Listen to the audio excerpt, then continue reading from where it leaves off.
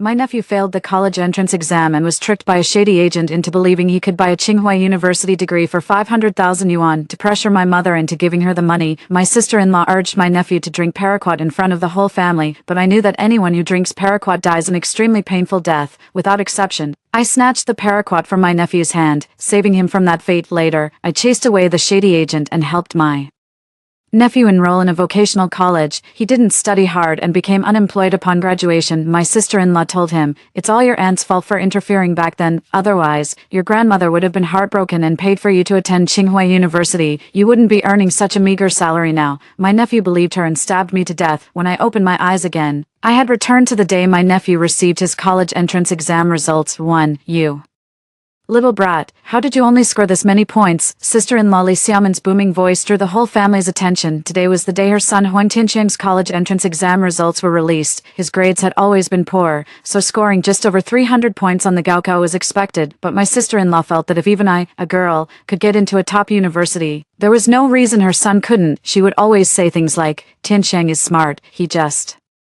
hasn't put his mind on studying. Boys studying science subjects should be better than girls, shouldn't they?" Hoping that Huang Tianqiang, who always ranked at the bottom of his class in every monthly exam during senior year, would somehow shine at the Gaokao. Huang Tianqiang slumped onto the sofa, his face showing displeasure. "I told you, this year's exam questions were more suitable for girls to write. We boys are better suited for questions with high difficulty, not the kind that rely purely on piling up calculations." Sister-in-law hadn't read many books, and seeing Huang Tianqiang's confident appearance, she was also fooled by him. "Then what should we do? This isn't fair. I'm going to report this to the Education Bureau." Huang Tianqiang naturally didn't want his mother to embarrass herself. As the two were pulling and tugging, they received a call from an unknown number. "Hello, is this Huang Tianqiang? We are the Tsinghua University admissions team." Sister-in-law answered the phone with immense joy. After communicating for 10 or 20 minutes, she hung up and tightly hugged her son. "Huang Tianqiang, you've really brought honor to your father. The Tsinghua University admissions office called and specifically asked for you, but then," she sighed again, "it'll cost $500,000 just to send you to college. We don't have that kind of money. We'll have to ask your grandmother for it." As she spoke, her eyes kept darting between my face and my mother's. In my past life, when I heard my sister-in-law say that, my first thought was that she'd been deceived. How could Tsinghua University call to recruit a student who hadn't even passed the minimum score for undergraduate admission? And besides, how could college possibly cost $500,000? I spent hours trying to reason with her patiently, finally managing to dispel this absurd idea, keeping in mind that we were all family. I also carefully considered Huang Tianqiang's college entrance exam choices and helped him apply to a junior college program that was affiliated with Tsinghua. As long as he studied hard, he'd have a strong advantage whether he entered the workforce directly after graduation or pursued a transfer to a bachelor's program. But I never expected that. Once Huang Tianqiang started attending junior college, free from his sister-in-law's and brother's supervision, he'd spend the next 3 years partying and having a wild time, learning absolutely nothing. After graduation, I couldn't find a job and ended up settling for a salesperson position near home. It was not only exhausting but also paid very little. Meanwhile, in the same year, I had already completed my master's degree and started working at a foreign company. Whenever I returned home for holidays, my sister-in-law never missed an opportunity to criticize me. "Back then, it was your aunt who stopped me from asking your grandma for money. Otherwise, you would have graduated from Tsinghua University and landed a job even better than your aunt's. Your aunt was just jealous and afraid you'd outshine her, and I was foolish enough to believe her." Furious, I retorted, "Mom, you were there too, weren't you? You know perfectly well whether that was a scam or not." To my surprise, my mother sighed and put on an act, saying, "If I had known it would turn out like this, I would have just spent that 500,000 back then." I was completely dumbfounded. You have to know that back then, I tried so hard to stop my sister-in-law, but it was my mom who had ordered it. She said it wasn't appropriate for her to talk her out of it, because my sister-in-law would think she didn't want to contribute money. I stepped up for her, and in the end, I ended up being blamed by both sides, with no one supporting me. I fell completely silent, treating it as my sister-in-law venting her emotions and no longer paying attention to any sarcasm or mockery. I never expected my concession to be taken by Li Xiaomin as tacit approval. Whenever she had the chance, she would keep saying in front of my nephew that I had stolen his good job. My nephew pinned all the misfortunes of his life on me, and during the next time I went home to visit, he killed me in a fit of impulse. "You stole my life." Before I lost consciousness, I just happened to hear my nephew's furious roar too. "So in this life, I'm going to give your life back to you exactly as it was." When my mom coughed to signal me to speak up, I pretended to be playing a game and casually said, I didn't get into Tsinghua University, so I'm not familiar with their admissions process. Besides, I graduated so many years ago, a lot of things have changed. Apart from that one sentence, no matter how much my mom nudged me with her elbow, I didn't say another word. In my previous life, I talked until my mouth was dry, and the outcome is still vivid in my mind. I won't get involved in their messy mother-in-law and daughter-in-law relationship anymore. As for Huan Tianxiang, whatever life he leads this time around is up to his own choices. After hearing what I said, the contempt and smugness in Li Xiaomen's eyes were unmistakable. Sigh, we worked so hard in high school, and she still didn't get into Tsinghua. Honestly, I think boys are just naturally better at studying. Look at our Tianxiang, he plays and studies, and he does both well. After saying that, she turned to face my mom directly. Mom, Tianxiang is your only grandson. If he gets into Tsinghua, it would bring honor to our family.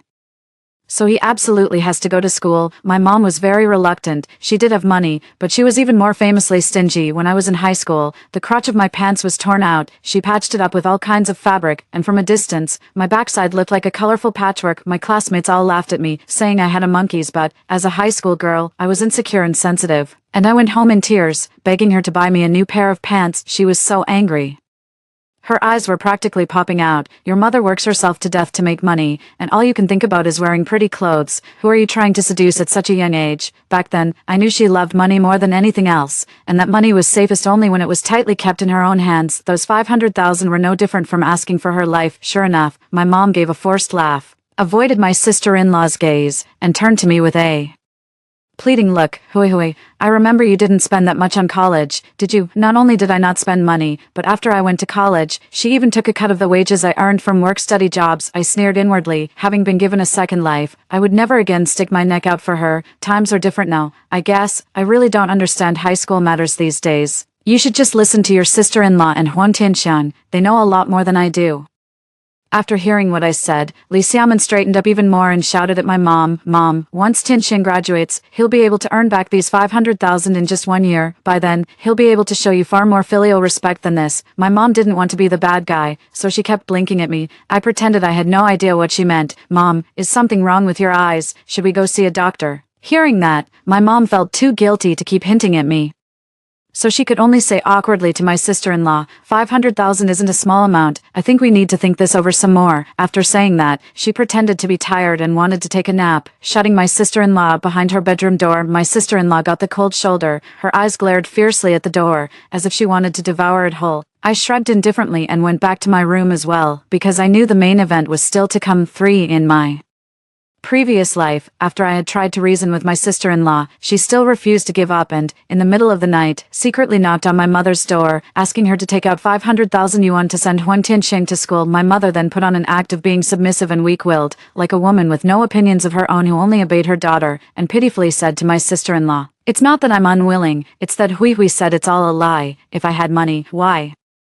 wouldn't I spend it on my own eldest grandson? My sister-in-law hit a snag with my mother, but she was unwilling to accept it. She felt that I was the one stopping my mother, so, to get the money, she decided to team up with Huan Tianxiang and land a heavy blow on my mother, forcing her to give in and obediently hand over the money. She arranged for Huan Tianxiang to threaten self-harm at the dinner table. And to make it more convincing, my sister-in-law even dug out the half bottle of pesticide that was left at home. Listen to Mom, just take one sip and scare your grandma a little. Once you get into Qing University, you'll have a life of comfort and never have to worry about food or drink again. My sister-in-law took Huan Tianxiang's hand and stuffed the yellow-brown pesticide bottle into his palm. Huan Tianxiang was very resistant. Mom, this is pesticide. What if I get poisoned if I drink it? My sister-in-law seemed exasperated, and her voice grew noticeably louder. Who said you have to swallow it? Just pretend to take a sip and hold it in your mouth, then spit it out later. You're supposed to be a top student, yet you're not as quick-witted as your mom, a rural woman. I happened to overhear their secret plot when I got up in the middle of the night. In my previous life, upon hearing my sister-in-law's words, alarm bells rang in my mind. The half bottle of pesticide left at home was none other than paraquat, a herbicide so toxic that it had been banned from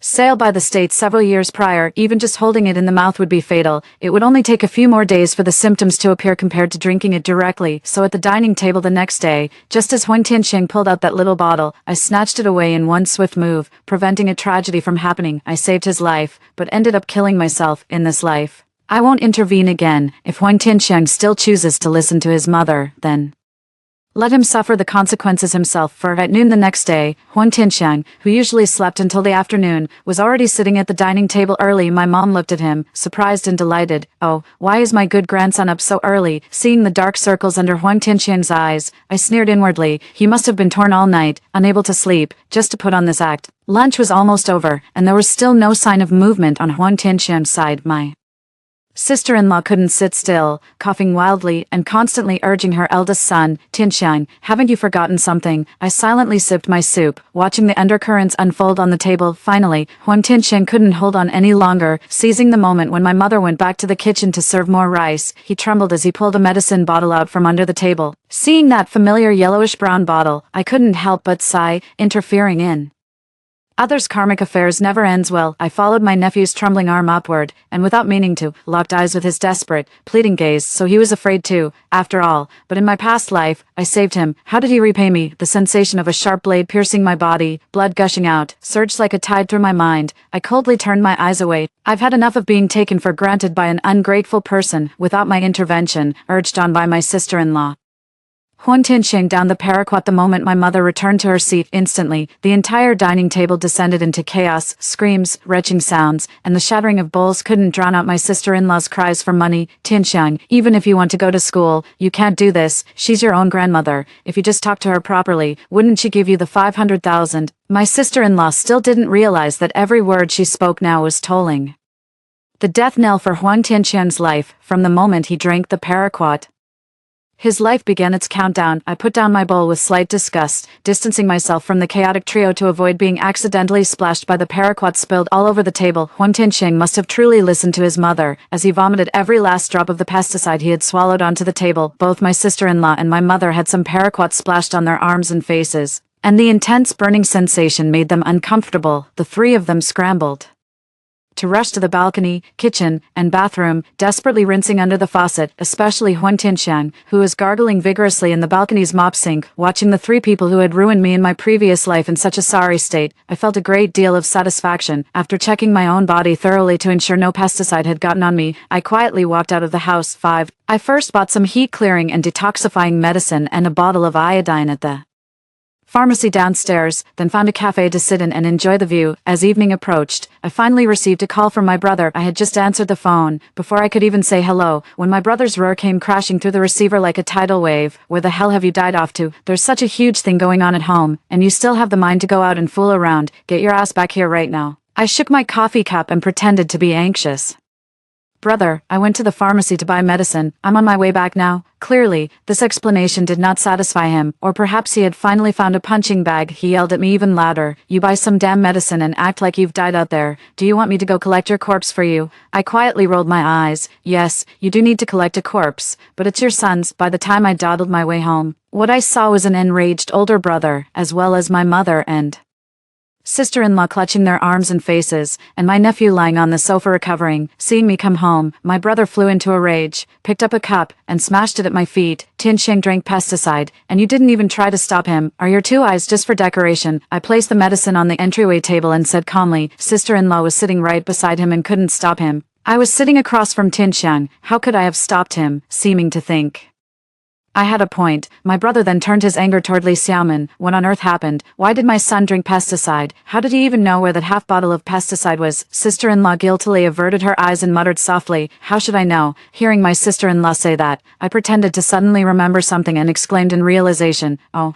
I remember now. Last night when I got up to use the bathroom, I heard my sister-in-law say something like, 'Just let him take one sip and scare your grandma.'" After saying that, I paused and looked at Li Xiaomin, who by then had already gone pale with fright. "Sister-in-law, when you said take one sip, did you mean you were urging Tianxiang to drink pesticide?" Hearing me say that, Li Xiaomin turned deathly pale and even her speech began to stammer. Seeing this, my brother said nothing more and slapped her, sending her collapsing onto the sofa. "Damn you, you're trying to kill my Lao Huan family's only heir." Li Xiaomin covered her face, glaring at my mother with hatred. "Isn't it all your mother's fault? Our son was just short of tuition for Tsinghua. If your mother hadn't refused to fork over the money no matter what, would I have let Tianxiang end up like this?" As she spoke, she seemed to have found the root of all this and started cursing my mother loudly. My mother was no pushover either, and the two shrewish women from the neighborhood stood off against each other for more than 10 minutes.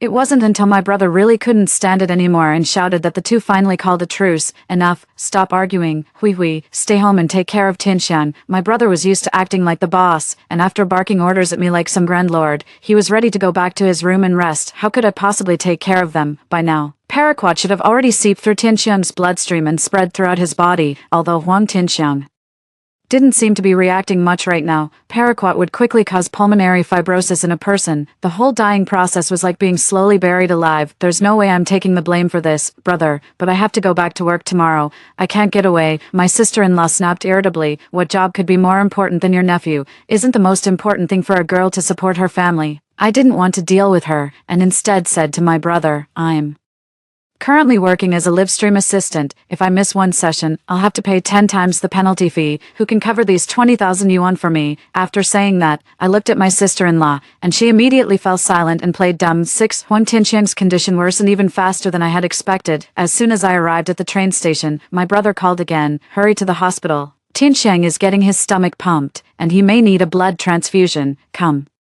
quickly, Tianxiang needs a blood transfusion. What am I going there for? Did they want to draw my blood? But then I thought about it again. If I didn't want to, the hospital couldn't possibly force me to give blood, so I agreed to go to the hospital anyway, figuring I might as well take it as going to see Huang Tianxiang one last time. I took an express ride and reached the emergency lobby in less than 20 minutes. My mom and brother were standing with their backs to me by the service desk. The two of them seemed to be discussing something anxiously, and didn't even notice me coming up behind them. That girl's career has only just gotten off the ground. If we make outrageous demands, do you think she'll give us the money? My mother hesitated, looking at my brother. That girl must have been referring to me. I held my breath, standing a few steps away from them, perhaps because of the heavy crowd. My brother didn't notice the still figure behind him and spoke loudly. Mom, what do you mean? You care about that girl, right? She earns 2,000 from a single live stream. Doesn't that mean she's making a fortune in a month? Besides, isn't she just the illegitimate child you brought back from outside? You care about her, but don't you care about your own son? My mother seemed convinced, waving her hand. Fine, fine, fine. I won't interfere. Whatever money you can get,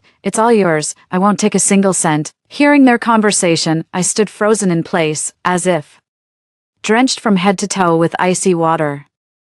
A chill spreading uncontrollably through my heart. After all these years, I thought my mother was simply biased toward boys and overly frugal, yet the truth was so cruel. The mom and brother I had called mom and brother for more than 20 years had no blood relation to me at all, and not only had they stolen me, they were also clinging to me and bleeding me dry. I quietly walked back to the entrance of the emergency room, then called my brother. I'm at the hospital. Where are you guys? When my brother saw me, he grabbed me straight to the payment window without another word. Hurry, hui, help Tianxiang pay the medical bills so the doctor can carry out the next stage of emergency treatment. I looked at the long bill, then at the snobbish man in front of me. Hatred filled my every thought, but what was satisfying was that their retribution was about to come. His own son was already in the emergency room, and he was still dragging his feet and demanding that I pay. Did he not know that every second wasted now is a second of Huang Tianxiang's life? I shrugged my shoulders. I don't have any money. I just started working and haven't gotten my salary yet. Where would I get money from? What do you mean no money? I think you just don't want to help out the family. As my brother said this, he snatched my phone to check my balance, which contained all the hard-earned savings I had accumulated over the years. At this critical moment, the doctor appeared. Where are Huang Tianxiang's family members? Bring the payment slip. Right away, we're paying now. Taking advantage of the moment my brother was replying to the doctor, I snatched my phone back and immediately locked the screen. The nurse also reported what she saw to the doctor, and the doctor in the white coat was so angry that he took off his mask and walked toward us. Do you have any idea what condition the patient is in right now? My brother was dumbfounded and asked blankly.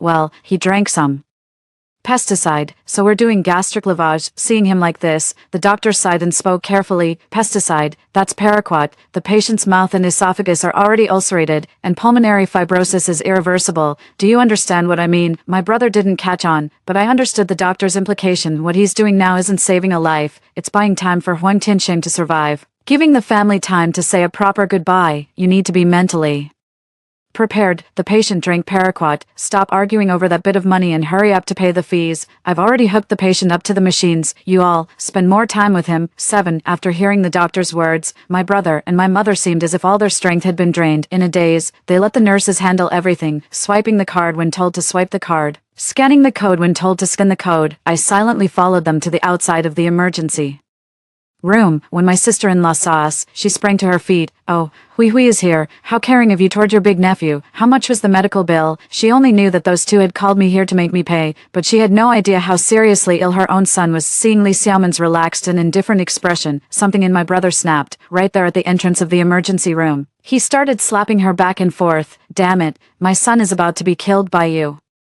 Why don't you bitch, go die yourself?" Li Xiaomen was stunned, then immediately sat on the ground and burst into loud tears. "Oh, stop blaming me. Isn't it all because your mother refused to pay? How was I supposed to know that he'd still be in such serious condition even if he didn't drink the pesticide? And Hui clearly heard it at night, so why didn't she stop him? Hui, you've really ruined your eldest nephew." I was speechless, choked with exasperation. Truly, any bucket of filth could be dumped on my head. "Sister-in-law, all I heard tonight was you telling Tiansheng to drink something. How could I have guessed that a mother would encourage her son to drink paraquat? That's a deadly substance. Even a tiger won't eat its cubs. And now you're blaming me. I really can't understand it." I deliberately stressed the words paraquat, which was like adding fuel to the fire right on my brother's trigger point. If it weren't for the medical staff stopping him, he would have hit his sister-in-law again. With her son's fate uncertain and her husband in a state of rage, Li Xiaomen dared not make another sound, and the scene fell into a heavy silence. I secretly took a strand of hair from my mother's clothes, excused myself to use the restroom, and made a phone call. "Hello, is this the paternity testing center? I'd like to arrange a paternity test, given the gravity of the matter." I opted for the expedited service. After a sleepless night, I finally received the report. My eyes fell on the line on the test result. Conclusion: Ma Shufan is excluded as the biological mother of Huang Hui. Tears immediately streamed down my face. The lab technician kindly reminded me, "Ms. Huang, we can upload your DNA to the missing children database. It might help you find your biological parents sooner." Just as I finished everything, my mother called again. Staring at the contact label marked Mom, I seethed inwardly, hoping she'd called to tell me Huang Tianxiang was dead. 8. "Oh, Hui, come help me carry some things. This doctor is just lying to scam money. Tiansheng is already fine." My mother's complaining tone made me pause, momentarily disoriented. Could someone who drank paraquat actually heal themselves? It must be a dying glow, not a real recovery. When I arrived at the ward, several people had already packed up a few bags. Huang Tiansheng sat on the bed, still looking a bit weak, but completely free of fear. Perhaps the doctor, fearing he'd be overwhelmed emotionally, hadn't directly told him about the dangers of paraquat, so he had no idea what he was actually facing. He might think that once he had been given gastric lavage, everything would be fine. The doctor even gave me diuretic injections, making me go to the bathroom 6 or 7 times an hour. What a hassle. While scrolling through his phone, he complained to Li Xiaomen, who is uneducated and always put her son's opinion above everything else. Exactly, there's no illness.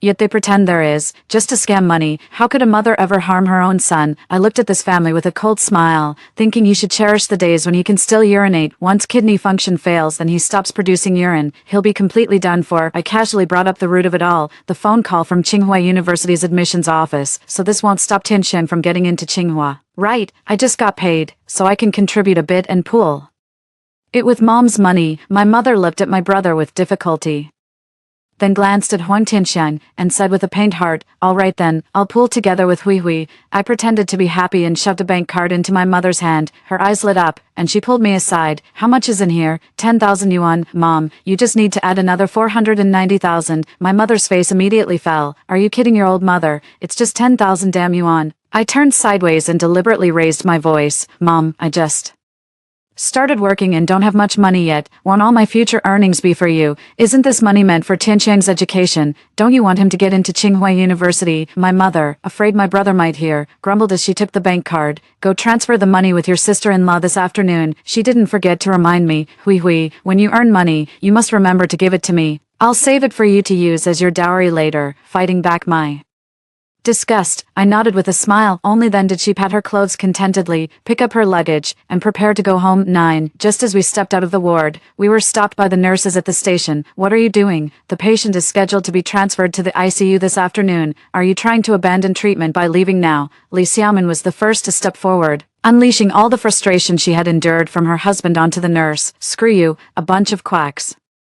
Just trying to scam money. Does my son look like he's in any trouble?" I glanced at my nephew's sunken face. Well, he looked exactly like someone with one foot already in the grave. The nurse wasn't having any of it. "The patient is to be sent to the ICU this afternoon. If you want to leave, you can, but you must sign the treatment abandonment form. Otherwise, this patient cannot step out of this door." The nurse confidently produced paper and a pen. The three of them exchanged glances, none daring to take the pen. In the end, it was Huang Tiansheng himself who made the final call and got admitted to the ICU, but on the condition that he had to bring his phone into play with. Seeing how unconcerned he looked, even the nurses shook their heads. A whole family, and not a single one of them takes life seriously. Huang Tiansheng crossed one leg over the other and instructed my mom, "Grandma, this afternoon, go pay the tuition with my mom, okay? When I get my admission letter, I want to take a picture and post it on social media." This time, unlike in my previous life, not only was there no scapegoat like me to take the fall, Huang Tiansheng even ended up in the hospital over this money. Ma Shufan no longer dared to stir up trouble and had no choice but to agree in front of her beloved grandson. After all that fuss, Huang Tiansheng was finally transferred to the ICU, and my mom was about to go to the bank with my brother to make the transfer. Compared with my mom and sister-in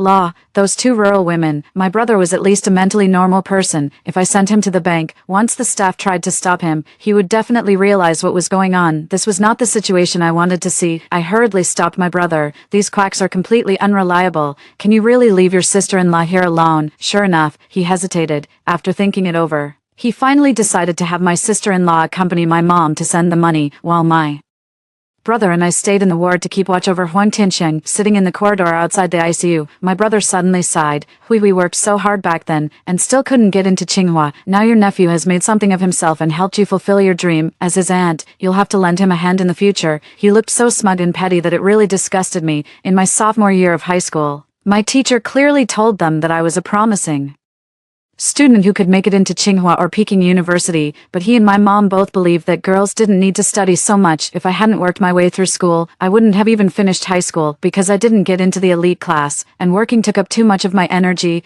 I ultimately missed my chance with Tsinghua University. If even I, who worked so hard, couldn't meet Tsinghua's admissions threshold, how could Huang Tiansheng, who was always at the bottom of the class, possibly be admitted? My brother had neglected his studies for so long that he actually thought his son was a genius. "When neither the 500,000 yuan nor your son is left, will you still be able to laugh?" I didn't answer him. Instead, I turned around and cast a faint glance at Huang Tiansheng. He was in terrible shape, clutching his stomach and lying weakly on the bed. The nurse had just gone in and given him an injection of painkillers. It looked like the toxin had already spread to his digestive tract. "You'd better hold on," I thought to myself, "and make sure you last until your grandma transfers that 500,000 to the scammer, every last cent of it." 10. What I hadn't expected was that, before they came back, the police would arrive first. Two policemen in uniform, panting heavily, were asking around at the nurse's station. "Hello, we're looking for Huang Tiansheng's father, Huang Wei." Hearing his own name coming out of the policemen's mouths, my brother, that burly man, actually started trembling with fear. He couldn't even hold his phone steady. It fell to the ground and he couldn't even pick it up. "Hello, we're officers from Yanshan District Police Station. Where are your wife and mother now?" They've both been victims of an online fraud scam. It turned out that the two of them went to the bank to transfer the money, because the amount was huge. The bank staff asked a few questions. Unexpectedly, in order to show off, they told the whole story. The bank definitely wouldn't process the transfer for them. Instead, they tried to persuade them that there's no such thing as a free lunch. My sister-in-law got so angry that she threw a tantrum at the bank counter. "You people who are stuck in here for life, what do you know? My son won the school sports championship in junior high. They recruited him to train him to become an Olympic champion. They already anticipated that other schools might collude with banks to snatch him away, deliberately preventing my son from being admitted in the early batch. Mom, let's go." The bank staff didn't stop them, but fearing they might transfer the money through other channels, they immediately chose to call the police. The police split into two teams. One team found our family, hoping we could help dissuade them together. After hearing the police's account, my brother wasn't nervous. Instead, he breathed a sigh of relief. "Hi. I thought something serious had happened. So many people pay tuition to universities, and I've never heard of anyone getting into trouble. Besides, Tsinghua is such a prestigious university. How could it be scamming people? Of course Tsinghua wouldn't scam anyone, but how can you be sure the person contacting you is really from Tsinghua?" Of course, there was no way I was going to tell him that. I just stood by and watched the show, watching the police patiently and earnestly try to persuade him, while my brother just kept nodding along, completely unconcerned. At this critical moment, my sister-in-law and my mother came back, with a police officer following behind them. Looking at the relaxed expression on my sister-in-law's face, I knew right away that the money was definitely gone. When she saw the two police officers standing around Huang Wei, the smug look in her eyes only grew stronger. "Oh dear, officers, you're really making too much of a fuss. My son was admitted through the early batch targeted enrollment program." My brother saw her and quickly stood up to ask if she had paid the tuition. Hearing this, she became Even more smug, don't even mention it. I took mom to several bank ATMs just to transfer the money within the deadline. Otherwise, Tinsheng's spot would have been given to someone else. After she finished speaking, all the police officers present sighed. I also sighed, but it was for the police. Truly, good advice is wasted on those who are determined to perish. They still refused to give up and insisted that my sister-in-law go back with them to give a statement. Amid the tugging, a piercing alarm sounded from the ICU. Huang Tinsheng had gone into cardiac arrest. The nurses from the nursing station rushed in one after another and wheeled Huang Tinsheng into the operating room. My sister-in-law and my brother were both stunned. They grabbed a nurse who was left on duty and asked what was going on. Their bizarre actions had long been heard of in the emergency department. The young nurse spoke with a less than pleasant tone, yet still patiently said, "The two of you, from the moment your patient entered the hospital, he was immediately placed under a critical condition notice and transferred to the intensive care unit within 12 hours. Your son drank paraquat, a highly toxic herbicide. Do I really need to spell out what paraquat is?" Several police officers, upon hearing the nurse's words, sighed in dismay. "We'll do our best to recover your funds. Please take care of your family matters first. When you have time, please come to our station to make a statement." After saying that, they left. The young nurse also pushed her cart loaded with medicine, preparing to leave, but the sister-in-law blocked her path, refusing to let her go. "Do you even understand medicine at all? My son didn't actually drink it, he just took a sip and spat it out immediately. He didn't swallow any, so how could it possibly be as serious as you're saying?" As she shouted, the consulting experts and the department had arrived. Leading them was an elderly man, who, after hearing her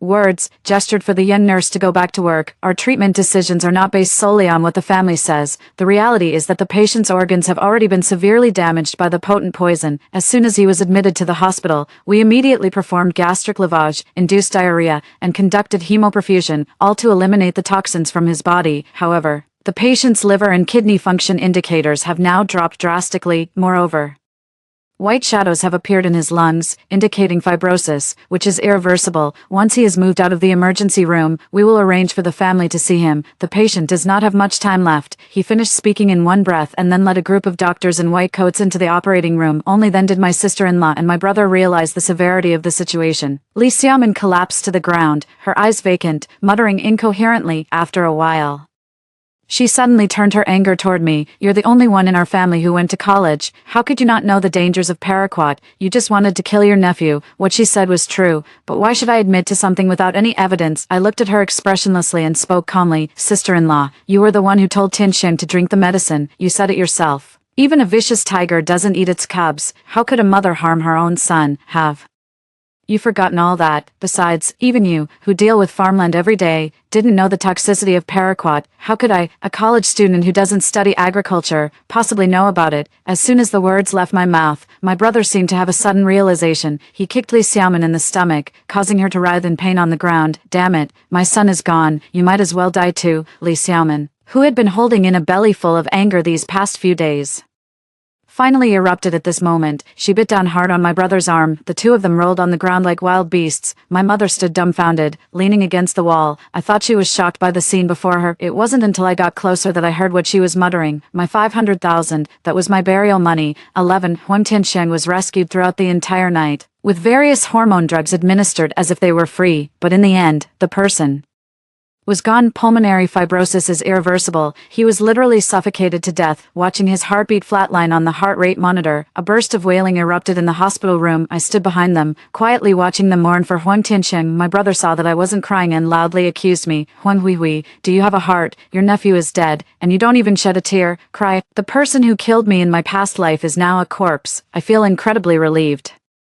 inside, so how could I possibly cry? But now is not the time to break with them openly. I silently pulled out a stack of bills and handed them to him. "Brother, this is the ICU hospitalization fee for the past couple of days, plus the cost of various medications." I checked, and it's roughly 50 to 60,000. My brother didn't take the stack of documents. Instead, my sister-in-law sobbed and spoke up. "Huang Huihui, your brother's son just died, and you're already rushing to ask him for money. Wasn't that your own nephew? You cover it first." I rolled my eyes. "Get this straight. This money is for the hospital's treatment fees, not something I'm asking for. And why Huang Tinsheng ended up in the hospital has absolutely nothing to do with me. Why should I pay for it?" My brother didn't seem to want to argue with me. "Mom, Tinsheng is gone. You should ask them for that 500,000 back first. Then settle the medical bills." At this, as if remembering something, I spoke nonchalantly.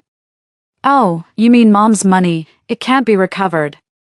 What do you mean it can't be recovered? Ma Shufan, who had been silent all along, finally spoke up. I lifted her face and said mockingly, just now, I saw on the news that they cracked a fraud case involving early batch targeted admissions under the guise of prestigious universities. The methods, the amounts, even the scripts, they all match exactly what sister-in-law described. The police came that day, don't you remember? My mother's eyes darted back and forth as she tried to feign composure. That's fine. The police said they could recover it. Speaking of that, I couldn't help but laugh. Your money can't be recovered, because your sister-in-law was the only one who insisted on making small transfers through ATM. Bank transfers all take one day to arrive, so they can be traced. Yours were real-time transfers, long gone, already taken by the scammers. My mother couldn't sit still, muttering over and over, I don't believe it unless the police tell me themselves, and just...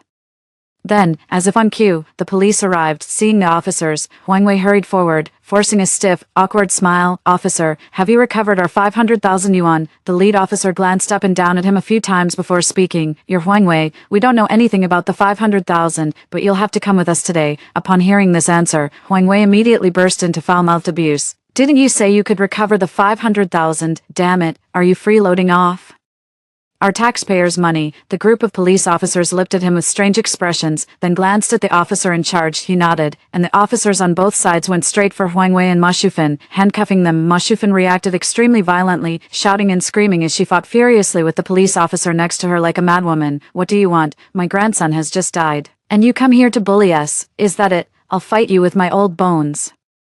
The police would not indulge her shrewish behavior and directly flipped her over in a back throw, pinning her to the ground. In stark contrast to Ma Shufan's composure was Huang Wei. The moment he was handcuffed, he was even more pathetic than when he had run into the police in the hospital corridor, and he pissed himself on the spot. There was a pool of yellow liquid on the ground, reeking of urine. I pinched my nose in disgust and took 2 steps back, seeing Huang Wei in such a state. The lead officer knew they had definitely arrested the right person. Huang Wei, Ma Shufan, you're suspected of child trafficking. Come with us. After I called the police and said I had been trafficked, they discovered that over the previous 2 years, more than a dozen children had gone missing one after another, all of them newborns who had vanished without a trace. This caught the attention of the police anti-trafficking unit, with me, the found child, as their breakthrough in the investigation.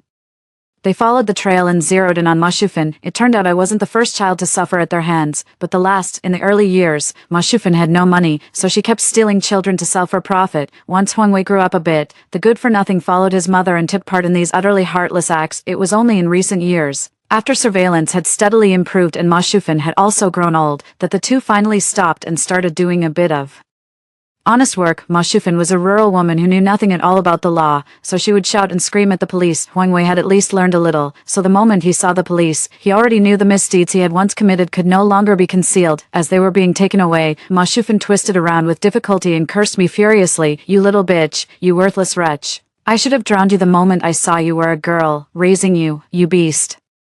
Ruined my whole family. Watching her helpless rage at that moment, I felt absolutely delighted. After dealing with those two, I turned back to look at Li Xiaomin, my sharp-tongued sister-in-law. Sister-in-law, your son is dead, and your husband has been arrested and sent to prison. What do you plan to do? Upon hearing my words, she disregarded everything else and lunged at me fiercely. It's all your fault, you jinx. If it weren't for you, my family wouldn't have been destroyed. You're the one who ruined my husband and my son. I nimbly dodged her, standing at the doorway, looking down with pity at the crazed woman with bloodshot eyes sprawled on the floor. Wasn't your son supposed to be a top student, accepted by Tsinghua University, trained to be an Olympic champion? How did he end up like this? Li Xiaomin, take a look at yourself and Huang Wei. What kind of trash are you both? And you still delude yourself into thinking your good-for-nothing son is a genius, your family's ruin isn't my doing. It's because your husband committed countless evils, and you are ignorant and foolish. This is your retribution. She scrambled up from the floor in a wretched state. I'm going to find the people from Tsinghua. He took all our family's money. I sneered. Only now are you thinking of looking for them. Those scammers have long since fled abroad with the money to live it up. Upon hearing my words, Li Xiaomin turned pale and looked at me with a helpless, bewildered expression.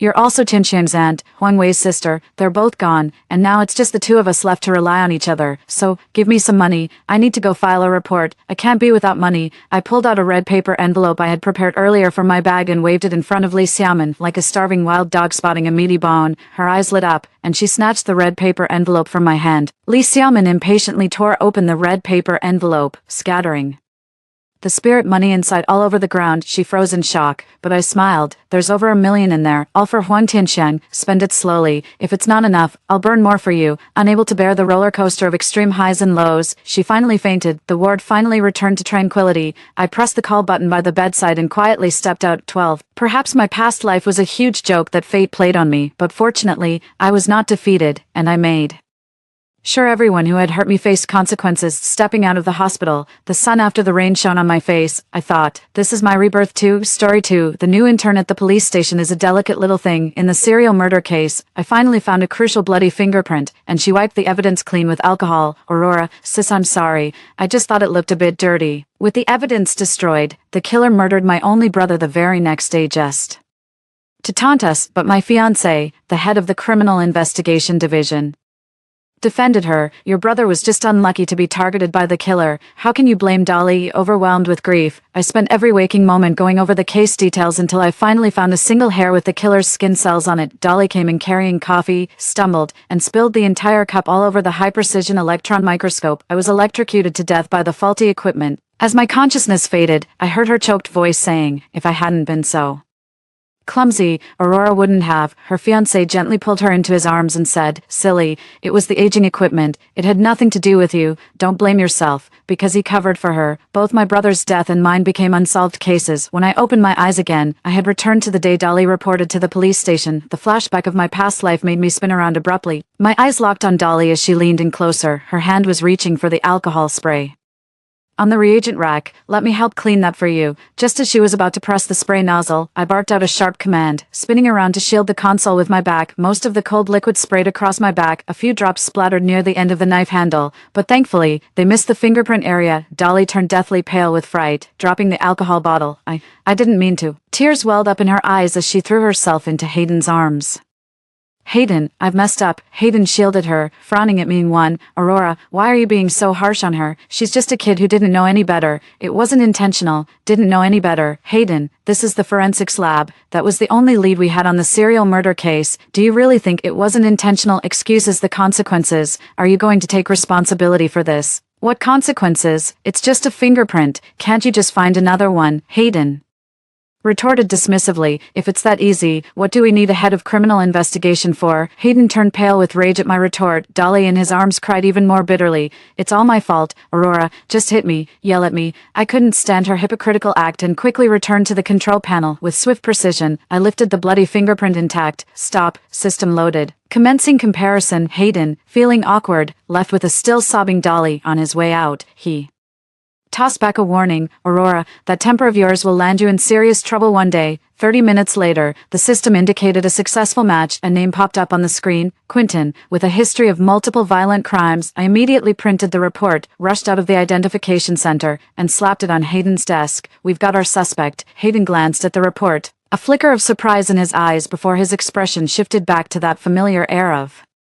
superiority. Lucky you. I didn't bother with pleasantries. Arrest him now. He likely has another target in mind. In my previous life, my brother Jules had been his next target. Reluctantly, Hayden immediately organized the arrest operation. I insisted on joining the team at the scene, and Hayden had no choice but to agree. Sitting in the speeding police car, I took out my phone and called my brother Jules. Sis, what's up? His cheerful voice came through the phone. Where are you? At the campus library, studying for finals. I breathed a sigh of relief. In my previous life, this was exactly when Quentin had targeted him while he was off campus buying supplies. Don't go anywhere today. Stay on campus until I finish up and come get you. Huh, why, sis, I already made plans with my friends to have hot pot tonight. No reason. Just do as you're told, I said in a cold, firm tone though puzzled. Jules obediently agreed. Okay, fine. After hanging up, I stared at the streets rushing past outside the window, silently praying in my heart, please let us make it in time. According to the intel, Quentin's residence is in an old neighborhood near the University District. The area is a melting pot of all sorts, with a complex layout that makes apprehension extremely difficult. The convoy halted outside the residential complex, all officers clad in bulletproof vests and armed to the teeth. Hayden was finalizing the tactical deployment when he shot me a glance, his eyes clouded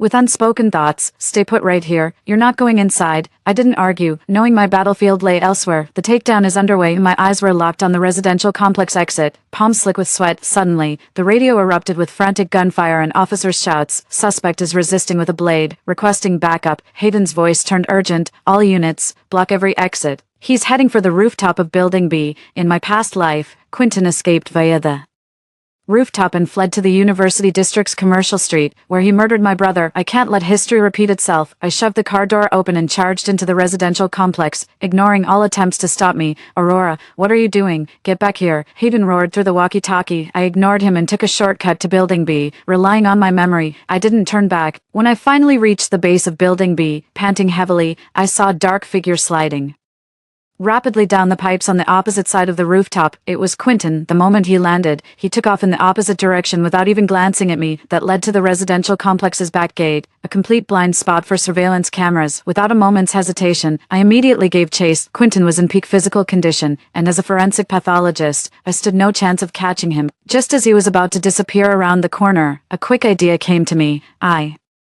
picked up a brick from the ground and hurled it at him with all my strength. The brick missed him but landed right by his feet. The loud noise startled him, and he slipped. That brief moment of delay was all I needed. Hurried footsteps sounded from behind me. Hayden and his men closed in on us. Quentin's face twisted with rage as he suddenly turned and charged at me, brandishing a dagger. You bitch, asking for death. My mind went blank. My body frozen in place with no time to react. Quentin jolted violently, staring in disbelief at the blood blossoming across his chest before collapsing rigidly to the ground. My legs gave way, and I slumped to the floor. Hayden rushed over, yanking me up from the ground with bloodshot eyes too. Aurora, have you lost your mind? Who told you to follow us? Are you trying to get yourself killed? This was the first time he'd ever screamed at me with such raw hysteria. I just stared at him, silent. A wave of post-survival relief and overwhelming exhaustion washed over me. The perpetrator of the red dress serial murders has been apprehended.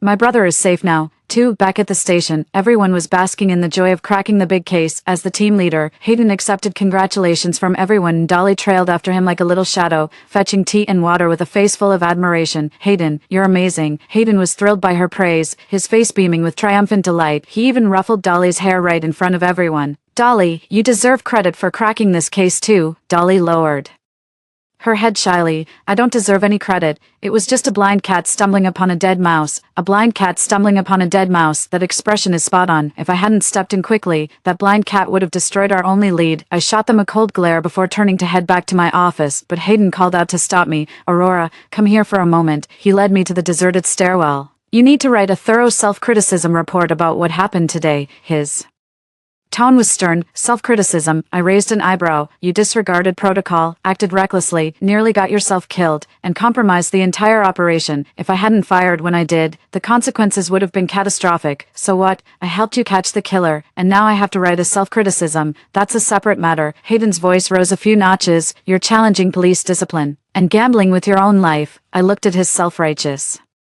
expression and suddenly found it ridiculous. Hayden, if I hadn't chased after him today, Quentin would have gotten away. You know better than I do what the consequences would have been. That's no excuse for breaking the rules. Do you really think the team can't function without you? I didn't want to argue with him about this any longer. I won't write any self-criticism report. And one more thing, I said, looking straight into his eyes and enunciating every word clearly. Hayden, let's call off the engagement. Hayden froze. He probably thought I was still upset about the Dolly situation. Aurora, don't be unreasonable. I know you had a scare today and you're not yourself. I'm perfectly clear-headed, I said calmly, meeting his gaze. I won't marry someone who treats the only lead in a murder case as a joke and lets an intern trample all over my professional expertise. You. Hayden's face flushed crimson. You're just jealous of Dolly. Jealous. I let out a hollow laugh. Jealous that she nearly compromised the evidence, or jealous that she almost ruined your career. That's absolute nonsense. Dolly is just naive. She doesn't know any better, right? She doesn't know any better, so she gets to casually spray alcohol around the forensics lab and cry her way out of trouble in front of the head detective. My laughter dripped with sarcasm. I left Hayden completely speechless. After a long silence, he finally gritted out a few words through clenched teeth. Fine, if you want to call off the engagement, then we'll call it off. Don't you dare regret this, Aurora. With that, he turned and walked away, his retreating figure resolute and unyielding. Time ticked away minute by minute. I leaned against the cold wall and let out a long, heavy sigh. My greatest regret from my past life was falling for him, trusting him, and ending up with my family ruined and myself dead. News of the broken engagement spread like wildfire through the entire police station. Most people Thought I was making a mountain out of a molehill, that I was looking down on my fiancé just because I had superior skills. Dolly kept coming to see me again and again. Aurora, please don't be mad at Hayden anymore. It's all my fault. If you're still upset, just take it out on me. As she spoke, her eyes welled up with tears once more. My heart leaped into my throat. Watching her, I suddenly felt utterly drained. Dolly, doesn't it get exhausting putting on this act every single day? Dolly's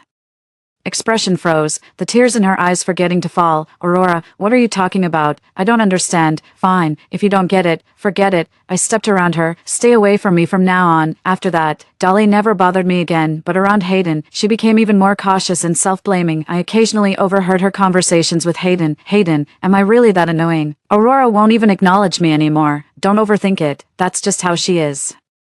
It's not personal, but you called off the engagement because of me. I feel terrible about it. This has nothing to do with you. She brought this on herself. Listening to all this, I felt completely unmoved. After the Quinton case was closed, the station settled back into its usual rhythm. My days fell into a steady routine of conducting analyses and writing reports. Without Hayden's constant interference or Dolly's help, my productivity improved significantly that day. A brutal home invasion robbery turned homicide shook the city. The victims were an elderly couple who had been dead for some time when discovered. With the scene completely ransacked, this was the first major case I took on after my rebirth, a completely unfamiliar one. I rushed to the scene immediately with my investigation kit. Hayden and Dolly had also arrived. Hayden probably didn't want to raise any eyebrows, so he stopped having Dolly tag along with me. He reassigned Dolly to assist the officers handling the peripheral canvassing. Dolly looked less than thrilled, but she went along with it without a fuss. I stepped into the gruesome crime scene and got straight to work. The scene was chaotic, with clear signs that the perpetrator had some counter-investigation awareness. Wearing gloves and shoe covers, I combed through every inch of the area, leaving no corner unchecked. Finally, tucked away in an inconspicuous spot under the bedroom bed, I discovered a partial palm print. This could be the only definitive piece of evidence left at the scene. I immediately began the extraction and preservation process. Just then, Dolly suddenly came running in from outside. Aurora, something terrible has happened, she cried out anxiously. Her sudden shout startled me out of my concentration, making my hand jerk so violently that the freshly lifted palm print tape nearly slipped from my grasp. I steadied myself and fixed her with an icy stare. Who gave you permission to enter? Don't you know this is a restricted area? I have critical information to report. Dolly panted breathlessly. Hayden rushed over at the sound, furrowing his brow. What's got you so worked up? Dolly pointed outside and said urgently, while I was making rounds earlier, a neighbor told me they saw a man in a black hoodie and face mask leaving the victim's house on the night of the crime. Bang. They also mentioned the man walked with a strange, limping gait. A gunshot rang out. A limping man. Hayden's eyes instantly lit up. This is a crucial lead. Well done, Dolly, he praised without reservation. A smug smile spread across Dolly's face as she shot me a challenging look, as if to say, see, I'm not just here to cause trouble. I ignored her and just kept working. My gut told me there was more to the story. Hayden immediately ordered a citywide search, focusing on anyone with a limp. Dolly was reassigned to the task force to work alongside Hayden. Having provided the crucial lead, she walked with an air of importance, and her gaze toward me was dripping with superiority. I brought the incomplete palm print I had lifted back to the lab. After a whole night of restoration and comparison, I finally found a highly similar match in the database. The next morning, the suspect, Lance, had a prior record for multiple thefts. He did walk with a slight limp due to a previous leg injury. All the pieces fell into place. I immediately handed the report to Hayden. It's over. Hayden was overjoyed after reading it. Fantastic. Aurora, you've really outdone yourself this time. He patted me on the shoulder, his tone carrying a long-lost familiarity. Dolly stood nearby, her smile a bit forced. Hayden immediately picked up on it and added, of course, Dolly's lead was crucial too. You've both been instrumental. Only then did Dolly's smile return. The arrest operation went smoothly. Lance was apprehended at a small motel, where some of the victim's belongings were also recovered at the scene. There is both witness testimony and physical evidence. During interrogation, Lance confessed to his crimes without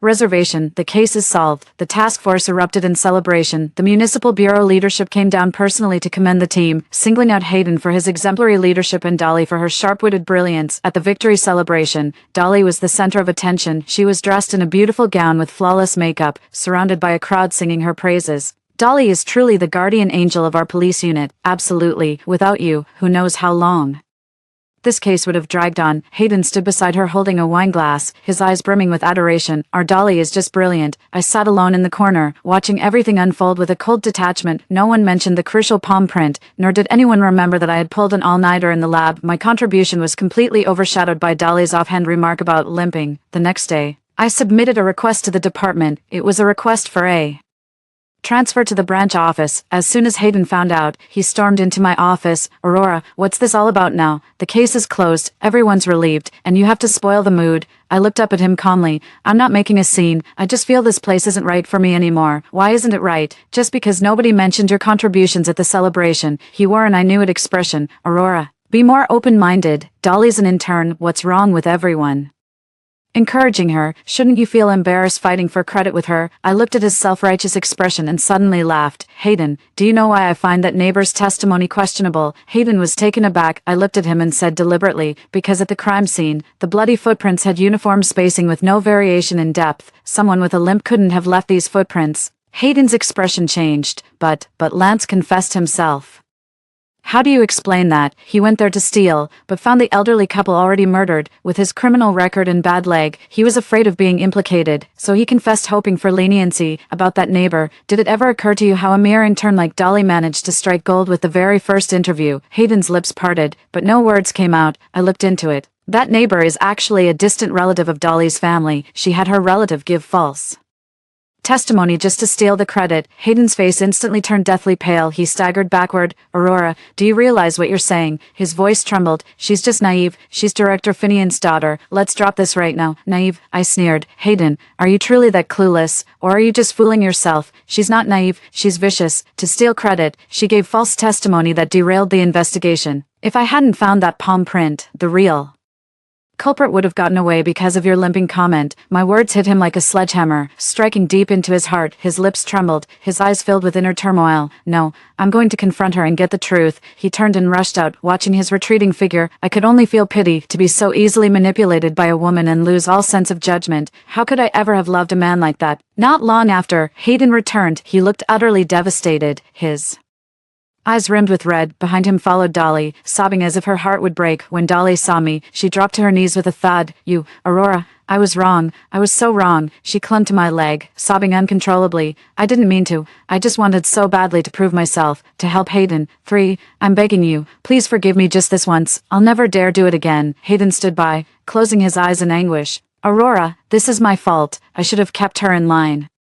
Please don't make a scene. All right, I'm begging you. Her father is Commissioner Finian. If this gets out, her future will be completely ruined. I looked down at Dolly kneeling on the floor, her tear-streaked face the picture of pitiful vulnerability. Then I turned to Hayden, whose face was filled with pleading and guilt. It suddenly struck me that all of this felt like an elaborately staged play. One plays the offender, the other the pleader. In my past life, they used this coordinated tactic to soften my heart again and again, making me relent each time, and in the end, it led to the tragic deaths of both my brother and me. I slowly, one by one, pried Dolly's fingers from my pant leg. Dolly, cut the act. It won't work on me. Then, I turned to Hayden. Captain Hayden, are you asking me to cover for someone obstructing justice? You're knowingly breaking the law. Hayden's body went rigid. Dolly stopped crying and stared at me in disbelief. I stepped around them, picked up the transfer request from the desk, and headed straight for the director's office. Behind me echoed Dolly's sobs and Hayden's guttural shouts. In the end, Dolly was given a major demerit for perjury, removed from the technical division, and reassigned to clerical duties and administration. My transfer request was denied by the bureau chief. He had a long talk with me, and his words were filled with reassurance and attempts to persuade me to stay. He said the department needs technical talent like me. I knew this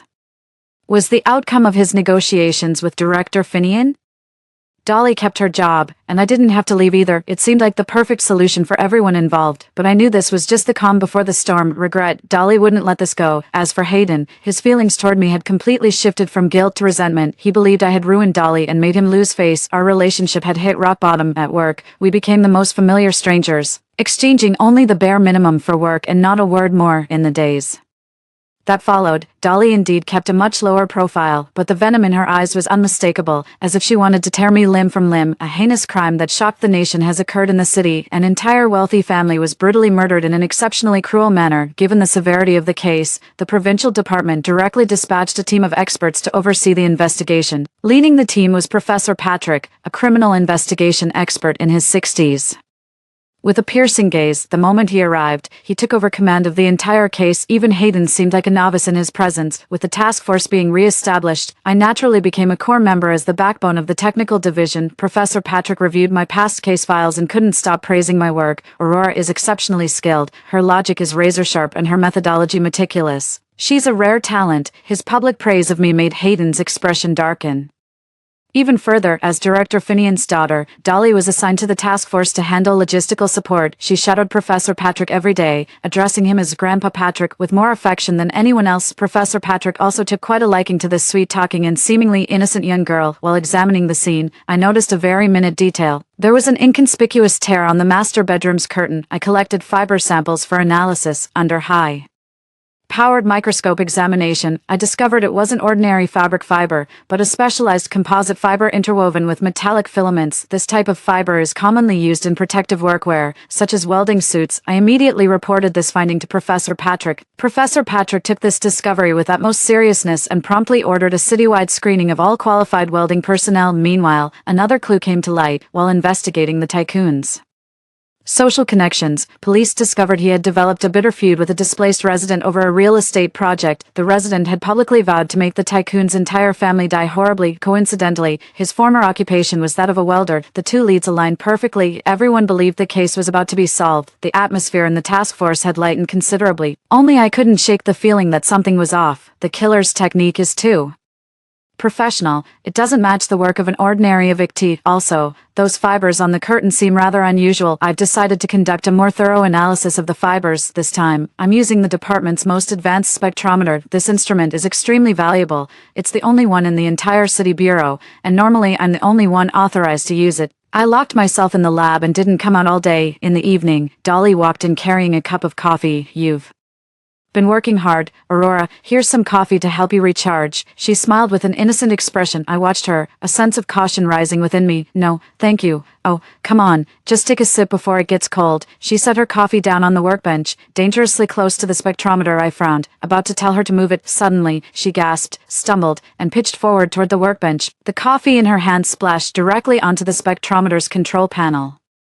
Zzzt. The acrid smell of burning electronics filled the air as sparks erupted across the control panel, and the screen instantly went black. A deathly silence fell over the lab, staring at the smoking equipment. My breath hitched and my fingers trembled. Dolly collapsed onto the floor, her face ghostly pale with terror. I didn't mean to. I just slipped, hearing the commotion. The officers outside immediately rushed and Professor Patrick and Hayden also hurried over upon hearing the news. A collective gasp went through the room as they laid eyes on the scrap spectrometer. What happened here?" Professor Patrick's voice trembled. "This German-imported instrument was worth nearly 10 million and notoriously difficult to repair. Without it, numerous pieces of evidence requiring precise analysis were stalled, dealing a crippling blow to the entire task force's investigation." Dolly immediately pointed at me through her tears. It was Aurora. She wouldn't let me into the lab. I was holding coffee and she shoved me. That's why I accidentally spilled it. She was crying hysterically. There was doubt, scrutiny, and confusion. Hayden was the first to confront me, his voice sharp with accusation. "Aurora, was it you? Can't you stand to see Dolly happy? Did you have to drive her out?" I felt sick to my stomach looking at his face, which was plastered with "I knew it was you." I swallowed my anger and turned to Professor Patrick. "Professor Patrick, I didn't push her." My voice was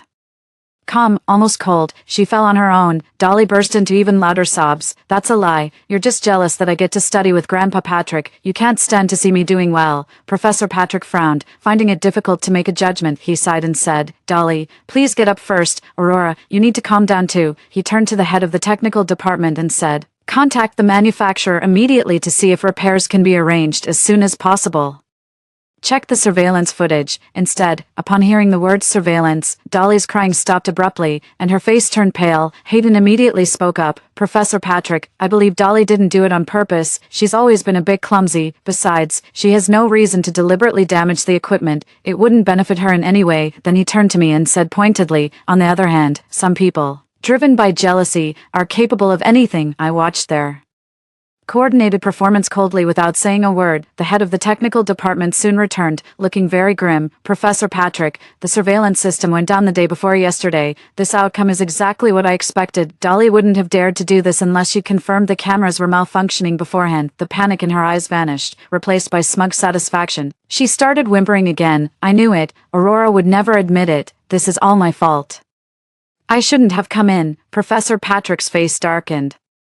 Though there was no concrete evidence, given the circumstances at the scene, I was undoubtedly the prime suspect. One is an intern who made an honest mistake, the other a seasoned forensic examiner who may have acted with malicious intent. His gaze toward me now carried a hint of disappointment and suspicion. "For Aurora, you're off this case for now. Suspended pending review. We'll talk after the equipment is repaired." This was the most severe disciplinary action. This is a profound humiliation for the investigative team. A smirk tugged at the corner of Hayden's mouth. Dolly kept her head down, shoulders shaking as if sobbing, but I knew she was laughing. I watched them without argument or rebuttal. I simply gave a calm nod, then I took off my lab coat, folded it neatly, and placed it on the operating table. I turned and walked out of that suffocating laboratory, stepping out of the building. I was greeted by brilliant sunshine. I took out my phone and made a call. Hey, Jean, did you manage to capture everything with the device I asked you to install last time? A hearty laugh came from the other end of the line. Don't worry, it's all crystal clear, high definition with no blind spots. News of my suspension spread like wildfire through the entire system in a single day. Everyone believed I'd let jealousy get the better of me, that I deliberately pushed Dolly and caused the catastrophic destruction of millions worth of equipment. I became the target of public criticism. Colleagues who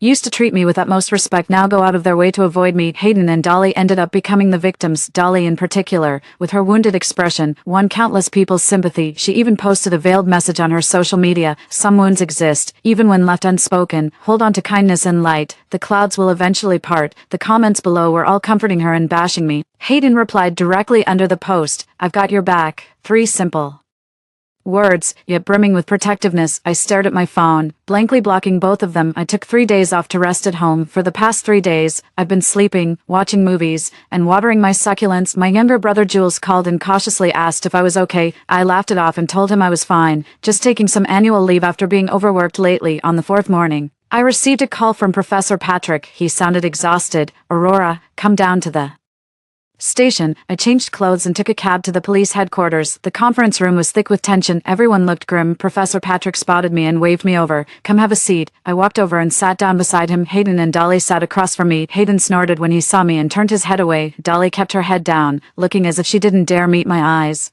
I called you here because I want to hear your thoughts. Professor Patrick began. Our investigation has been at a standstill ever since the spectrometer broke down. While that evict is a prime suspect, we don't have any hard evidence to pin it on him, and he's refusing to admit anything. Now, with all our leads dried up, I want to know, what was it that made you feel something was off before? I scanned the room, making eye contact with everyone present. Then I pulled a USB drive from my bag and plugged it into the conference room computer. Before I explain my idea, I'd like everyone to watch a short video first. The screen immediately displayed footage from the forensic lab. It was that evening when Dolly walked in carrying a coffee. The video was shot from a vent, offering an unusual perspective. In the footage, after confirming she was alone, Dolly curled her lips into an eerie smile and poured the coffee precisely over the control panel. Having done this, she deliberately swayed, let out a sharp cry, and collapsed to the floor. The entire sequence was executed with seamless fluid precision. You could have heard a pin drop in the conference room. Dolly's face drained of color, her lips trembling. Hayden shot to his feet, pointing at the screen in disbelief. What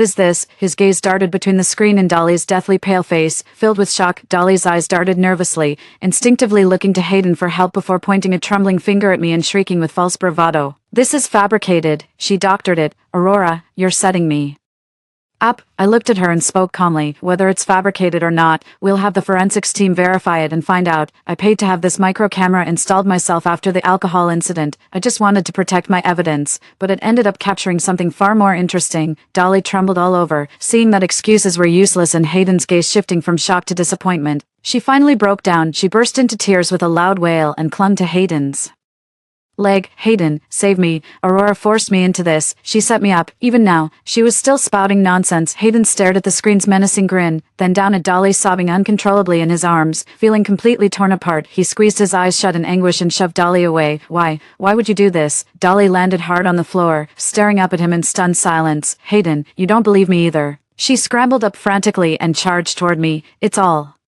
your fault, Aurora, you wretched woman. Why did you have to come back? Why didn't you just die out there? Her face twisted with rage as she reached out to claw at my face. She lunged at nothing, growing even more hysterical. I can't stand seeing you happy. Why do you get to have everything? I'm going to ruin you. She finally screamed out everything that was in her heart. The officers on scene immediately stepped forward and restrained her as she lost control of her emotions. Professor Patrick was trembling with rage, pointing at her but unable to utter a single word for a long moment. He turned to the guards. Take her away, keep her under close watch. Then he shifted his gaze to Hayden, whose face had turned deathly pale. And you, Captain Hayden, for failing to see someone's true nature, shielding and indulging them, you're suspended for self-reflection. The farce has come to an end. Dolly has been criminally detained on suspicion of intentional destruction of public and private property and obstruction of justice. She now faces severe legal consequences. Hayden has also been suspended pending an internal investigation. Director Finian's pleas fell on deaf ears as Professor Patrick remained unyielding. Only Professor Patrick, a few key technical staff, and I remained in the conference room. The atmosphere remained heavy. Professor Patrick let out a deep sigh and looked at me, his eyes filled with remorse. Aurora, I'm sorry. I was wrong about you. I shook my head. There's no need to apologize. You were just misled. There's no use talking about this now, Professor Patrick said, rubbing his forehead. The equipment is destroyed, and our most important lead is gone. We can't conduct any further analysis on the composition of those curtain fibers. Everyone fell into a heavy silence. I spoke up instead. Professor Patrick, actually, I had already obtained preliminary analysis results before the instrument was destroyed. Everyone's eyes instantly lit up. What results? What do you mean? I walked up to the whiteboard, picked up a marker, and wrote down a series of complex chemical formulas. This special fiber not only contains metal wires, but also carries a trace amount of the rare earth element europium. Europium, Professor Patrick frowned. That's an extremely rare element, typically only used in manufacturing high-end optical glass and laser materials. How did it end up on welding gear? That's exactly the crux of the matter, I said. Over the past few days, I've done extensive research and discovered that only one specialized materials research institute in the country, 3 years ago, produced a batch of special protective suits containing europium for a military project. Due to prohibitively high costs, this batch of protective suits never went into mass production. Fewer than 100 units were made. What's more, each suit has its own unique serial number and was properly registered. Professor Patrick's eyes lit up with growing intensity. Are you saying that if we locate this research institute and obtain the protective suit's distribution records, we can narrow down the suspect pool? There's more to it than that. I pressed the remote, and an enlarged photo of a fiber fracture surface appeared on the screen. When I examined the scene, the tear in the curtain struck me as odd. It wasn't simply ripped, but sliced through instantly by something sharp and intensely hot, almost like a laser. The meeting room erupted in murmurs. A laser. This sounds like something straight out of a movie. Professor Patrick, however, fell into deep thought. He suddenly looked up at me and said, Aurora, my deduction is that there's more than one perpetrator. They are a highly organized, professional criminal group equipped with advanced technology. That displaced resident was likely just a decoy they threw out to mislead us. Money was never the motive for murdering the wealthy businessman's entire family. Their real target was a patent document for new energy technology kept in the safe of his study. 5. Just as I finished speaking, Hayden's deputy, Captain Zhang, rushed into the room. Professor Patrick, the businessman's lawyer, just reported that a patent document entrusted to him was stolen yesterday from a bank vault using advanced technology. All the bank's surveillance systems failed. They captured nothing. The two cases were perfectly connected. The truth was on the verge of coming to light. The case was transferred to the State Security Department, and I had no knowledge of the subsequent arrests and interrogations. Professor Patrick immediately reported the case, and it was taken over by the State Security Department. 2 weeks later, the news broke. The criminal syndicate that used high-tech methods to steal state secrets was completely dismantled. Their ringleader turned out to be a dismissed researcher from the institute that developed the prototype special protective suits. A wealthy businessman who accidentally uncovered the secret was murdered along with his entire family. The case is closed, in a way no one saw coming. I've cleared my name and proven my worth. The department held an award ceremony in my honor, where Professor Patrick personally presented me with the first-class merit medal. Standing on the stage, I looked out at the audience. Those who once regarded me with skepticism now gazed back with admiration and praise. In the corner, I spotted Hayden, his face gaunt and his eyes filled with complex emotions. Our eyes met briefly across the room. I calmly averted my gaze. We've reached a point where there's nothing left to say between us. Due to my outstanding work performance, I was exceptionally promoted to head of the technical department, becoming one of the youngest forensic experts in the province. My brother Jules also successfully graduated from university and landed his dream job at a top-tier internet company. Mom is in great health, and her greatest joy every day is experimenting with recipes, constantly coming up with new dishes for my brother and me. Everything is moving in the best possible direction. I only hear bits and pieces about Hayden and Dolly from occasional office chatter. Dolly was sentenced to 5 years after being found guilty. Director Finian was also forced into early retirement for abusing his authority. Hayden was dismissed from public service, and I heard he went through several jobs afterward, never lasting long in any of them. Some claimed to have seen him hauling bricks on construction sites, while others said he drowned his sorrows in taverns day after day, murmuring my name. I never saw him again, until one evening, as I was returning home from work, I spotted a figure at the entrance of our residential complex, both familiar and strangely foreign. It's Hayden. He looked more haggard than a year ago, with graying hair and unkempt stubble. Spotting me, he quickened his pace. Aurora, his voice was hoarse, like Sandpaper grating. I stopped in my tracks and looked at him coldly. I just wanted to see you. He rubbed his hands together, looking uneasy. I heard you're doing well now, and I'm happy for you, satisfied. May I leave now? I didn't want to exchange another word with him. Aurora, don't be like this, he pleaded urgently, stepping forward to grab my hand. I took a step back, evading his touch. We're through, Mr. Hayden. Have some self-respect. I was wrong, he cried in anguish. I never should have trusted Dolly. Aurora, let's start over. Now that I've lost everything, I finally understand how much you mean to me. Seeing him put on this show of deep affection only struck me as deeply ironic. Hayden, you've lost everything, not because of me, not because of Dolly, but because of your own foolishness and arrogance. Who do you think you are, that you can trample on rules and shield wrongdoing at will? What matters most to you isn't me, it's your pathetic pride. He looked as if he'd been slapped hard across the face, his complexion instantly turning ashen, his body swaying unsteadily. Don't come looking for me again. I gave him one last look. The way you are right now just disgusts me. With that, I turned and walked into the residential complex, never looking back. The sky was a brilliant, cloudless blue. I took a deep breath of the crisp, fresh air. My phone buzzed with a text from Mom, asking if I wanted braised pork ribs or cola chicken wings for dinner. I replied with a voice message, smiling, let's go with the cola chicken wings.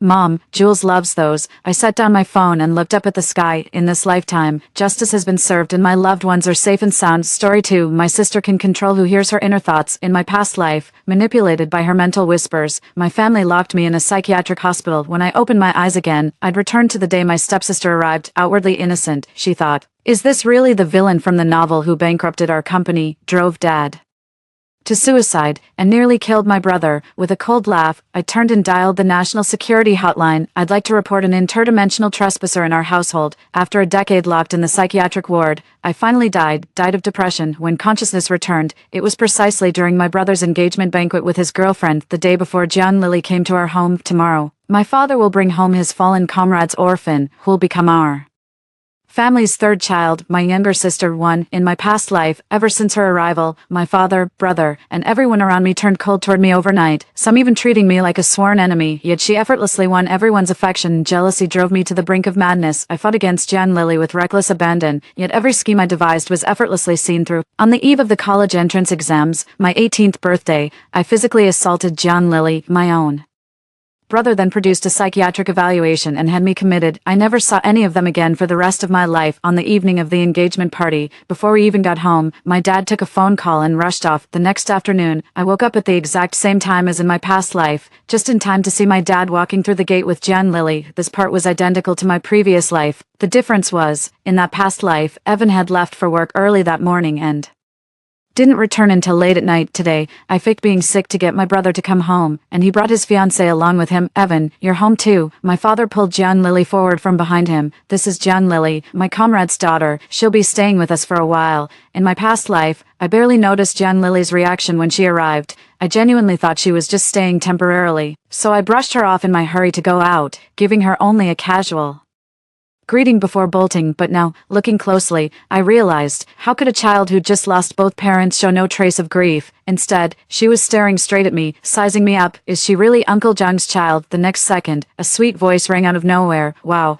is this the ultimate villain from the original story who bankrupted the company, drove Dad to jump off a building, and nearly killed my brother? No one had actually spoken aloud. Both my father and brother wore identical shocked expressions, their gazes first landing on Jan Lilly's face before simultaneously turning toward me. I suppressed my shock. In my past life, I never heard her inner thoughts, only felt how my father and brother began distancing themselves after her arrival, and how all relatives and friends grew to dislike me. So the truth was actually this absurd. Faced with such an unbelievable situation, not a single one of them chose to call the police. They simply took her unspoken accusation as my death sentence. It's like they forcibly dumbed it down to 0-2, but Jan Lilly probably doesn't know that in this life, there's one more person who can hear her thoughts, me. Yikes, she looks terrifying, just like the ultimate villain from the original story. Am I gonna get killed off in the first 2 episodes? My brother and father were looking at me with growing confusion. In the next instant, I stepped in front of Jan Lilly, blocking her path. Spit it out. Is she really your comrade's daughter, or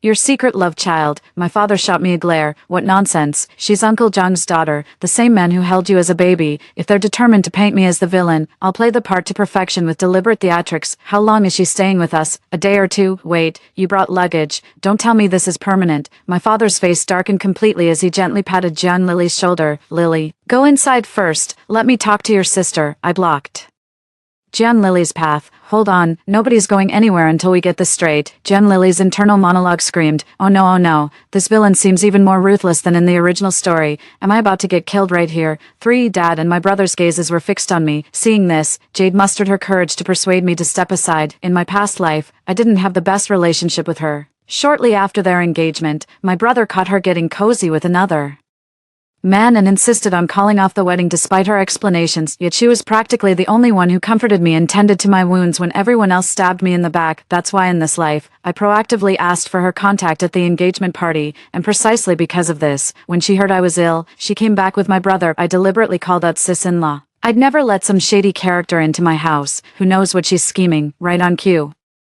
Jian Lily's snarky remark rang out. Wow, so this is the male lead's fiancé, the one who cuckolded him and nearly helped her lover embezzle his assets. I froze, shooting a sidelong glance at my brother. True enough, he turned downright gullible, instantly eyeing his fiancé with suspicion. So that's the real reason they called off the engagement. At that moment, seeds of doubt were already planted in my brother's mind. No matter how Jade tried to explain, he wouldn't believe her. Is Jiang Lily's inner voice really that bewitching? My father glanced between my brother and Jade, his anger shifting as his tone noticeably softened. Nora, Uncle Jiang and Aunt Jiang had an accident. Jiang Lily will be living with us from now on. Your behavior is very rude. For I scoffed. The way you're acting, people would think she's your secret love child rather than your comrade's daughter. Did all her relatives vanish along with her parents? Why does she have to stay with us? So that's how it is. Dad shot a nervous glance at Jian Lily, worried my words might have hurt her. Under Dad's gaze, Jian Lily immediately put on a brave face, fighting back tears. My father pointed furiously into the house. Nora, get your ass inside right now. You've gone way too far today. I plopped down on the floor wailing. After 10 years in the psych ward, I'd seen enough of these dramatic meltdowns to know the drill. You're yelling at me. If Mom were here, she'd never let you treat me like this. What kind of sorceress is she? Did she put you under some spell?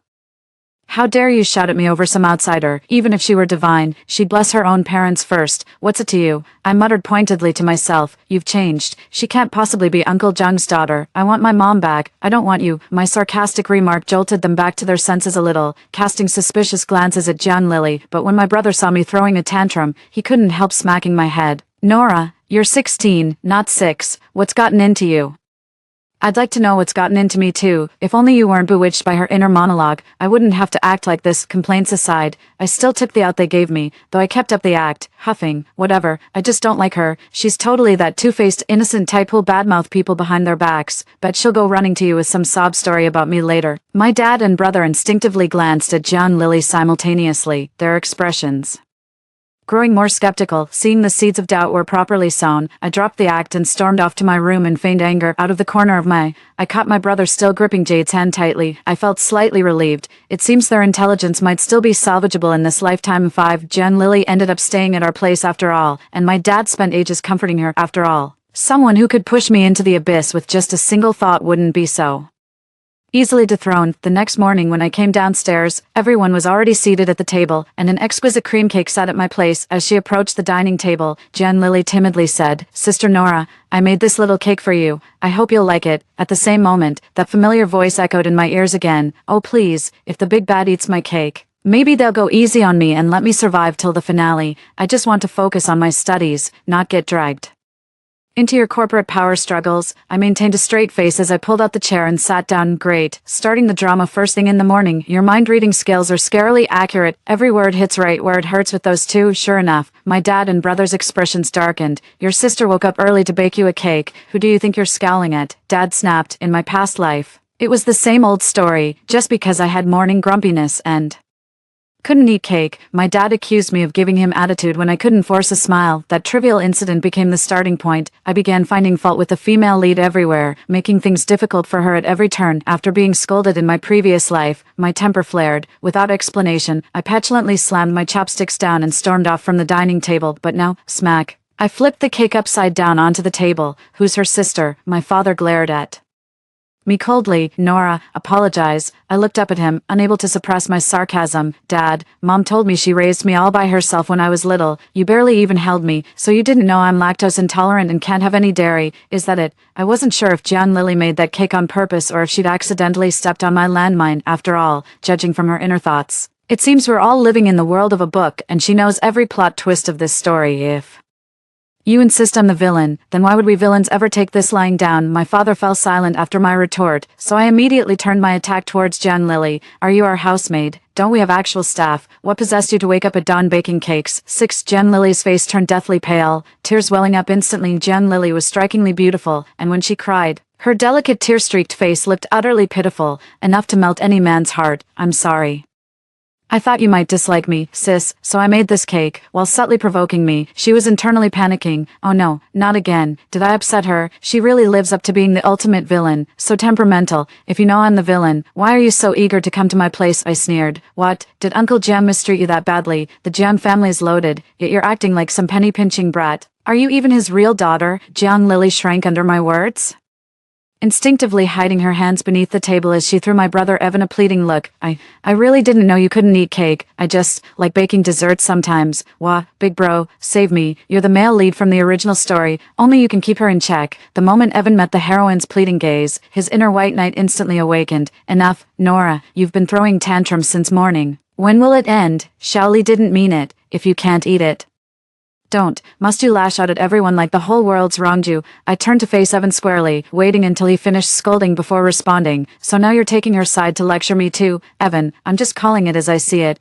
I smirked without further argument, rising from the couch and exiting the living room. Jen Lily transferred to our school and ended up in my class. No idea how my dad pulled it off, but she started commuting to school with me the next day. Just like in our past life. Back then I'd never waited for her, but now, no way was I leaving her alone with my father and brother. I offered to take her to school myself. Jen Lily seemed utterly startled by my unexpected concern, frantically turning to my father. Uncle, no, she's the main villain. She's definitely going to hurt me. Woo-woo. I don't want to die yet. Whether I'd accidentally awakened my father's conscience or he'd been reminded of my mother, this time he didn't completely side with the female lead. After warning me not to bully little sister, he actually let me take John Lily out with me. In my past life, his attitude toward me had done a complete 180 the moment the female lead appeared, as if I weren't his child at all. But this time, it seems he hasn't been influenced by her inner monologue, at least not yet. I felt considerably more at ease. There was still room to turn things around. John Lily followed me to school cautiously, staying unusually quiet the whole way. Not a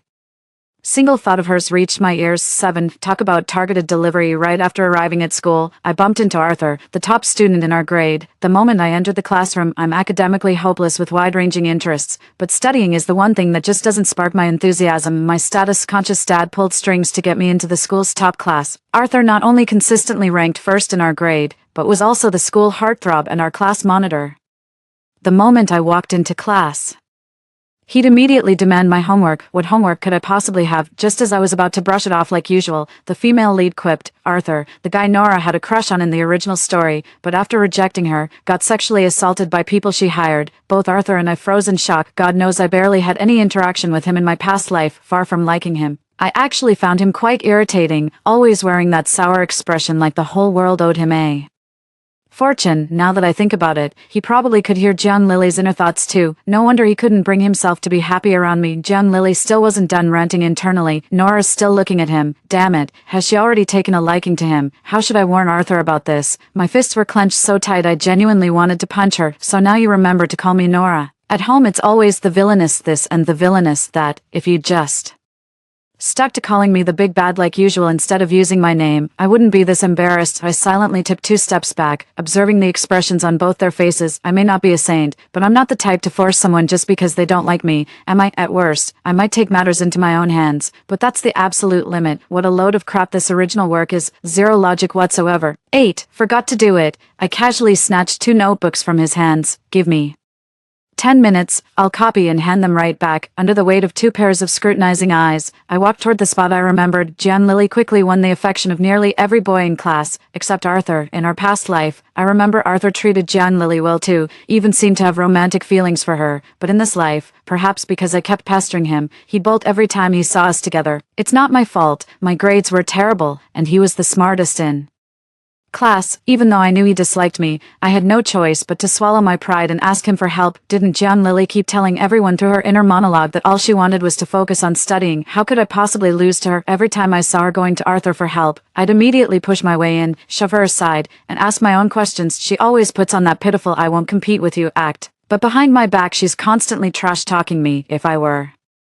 Arthur, I'd probably be sick of both of us too, so instead of obsessively fighting with the female lead like in my past life or throwing tantrums for attention, I focused on studying diligently while occasionally trading barbs with her. The difference is I confront her openly, while she takes passive-aggressive jabs at me, repeatedly thinking about how cruel my original character was while playing the victim to everyone else. My father watched our rivalry without taking sides like he did in our past life. My brother always played mediator, though he mostly ended up scolding me. Arthur seemed less hostile toward me, perhaps moved by my dedication to studying, with no trace left of his former infatuation for Jian Lily. Just when I thought the plot was gradually derailing and they'd eventually return to normal, reality slapped me hard across the face. That evening, my father came home unusually early. In my previous life, I wasn't home that day, but I distinctly remember how my father's attitude toward me completely hit rock bottom afterward, to the point where he could barely stand the sight of me. The reason it's so vivid in my memory is that a major international incident occurred that day. Two countries suddenly went to war, crashing social media platforms repeatedly from the overwhelming traffic. 09. The moment trending topics exploded across social media, my father suddenly leapt to his feet, his eyes blazing with exhilaration like a die-hard fan watching their idol score a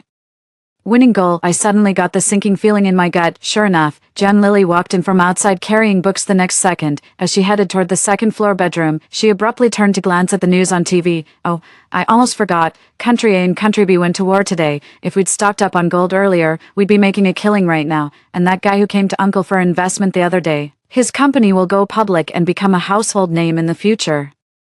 This is the perfect time to invest." I stared at my father in shock, watching the fanatical excitement in his eyes fade, replaced by an intense gaze fixed on Jian Lily. "Come here, Shaoli," my dad called out warmly to Jian Lily. "What's up, Uncle? Are you free tomorrow? Could you come with me to the office? But I have school tomorrow. I'll get you a half-day off. Come with your uncle to the company first. You're not a child anymore. It's time to gain some real-world experience," my father hinted. "Don't worry, since your father entrusted you to me, you're now my daughter Baron. Everything the Yin family owns will have your share." I was stunned. "Dad, what are you saying?" My father looked up at me, his eyes filled with the same cold indifference and irritation I knew all too well from my past life. "Nora, why are you running around instead of doing your homework? Get back to your room." I felt like I'd been plunged into an icy abyss. In that moment, I realized it wasn't Jiang Lily's inner voice controlling him. He'd simply chosen her over me, driven by jealousy and resentment. I targeted Jian Lily because I believed the female lead had stolen everything from me. So why does my father cherish Jian Lily while despising his own flesh and blood? It's painfully obvious. All comes down to that single word: profit. Naturally, some outsider who could bring him immense benefits would be 100 times more valuable than his own flesh and blood. A daughter who might one day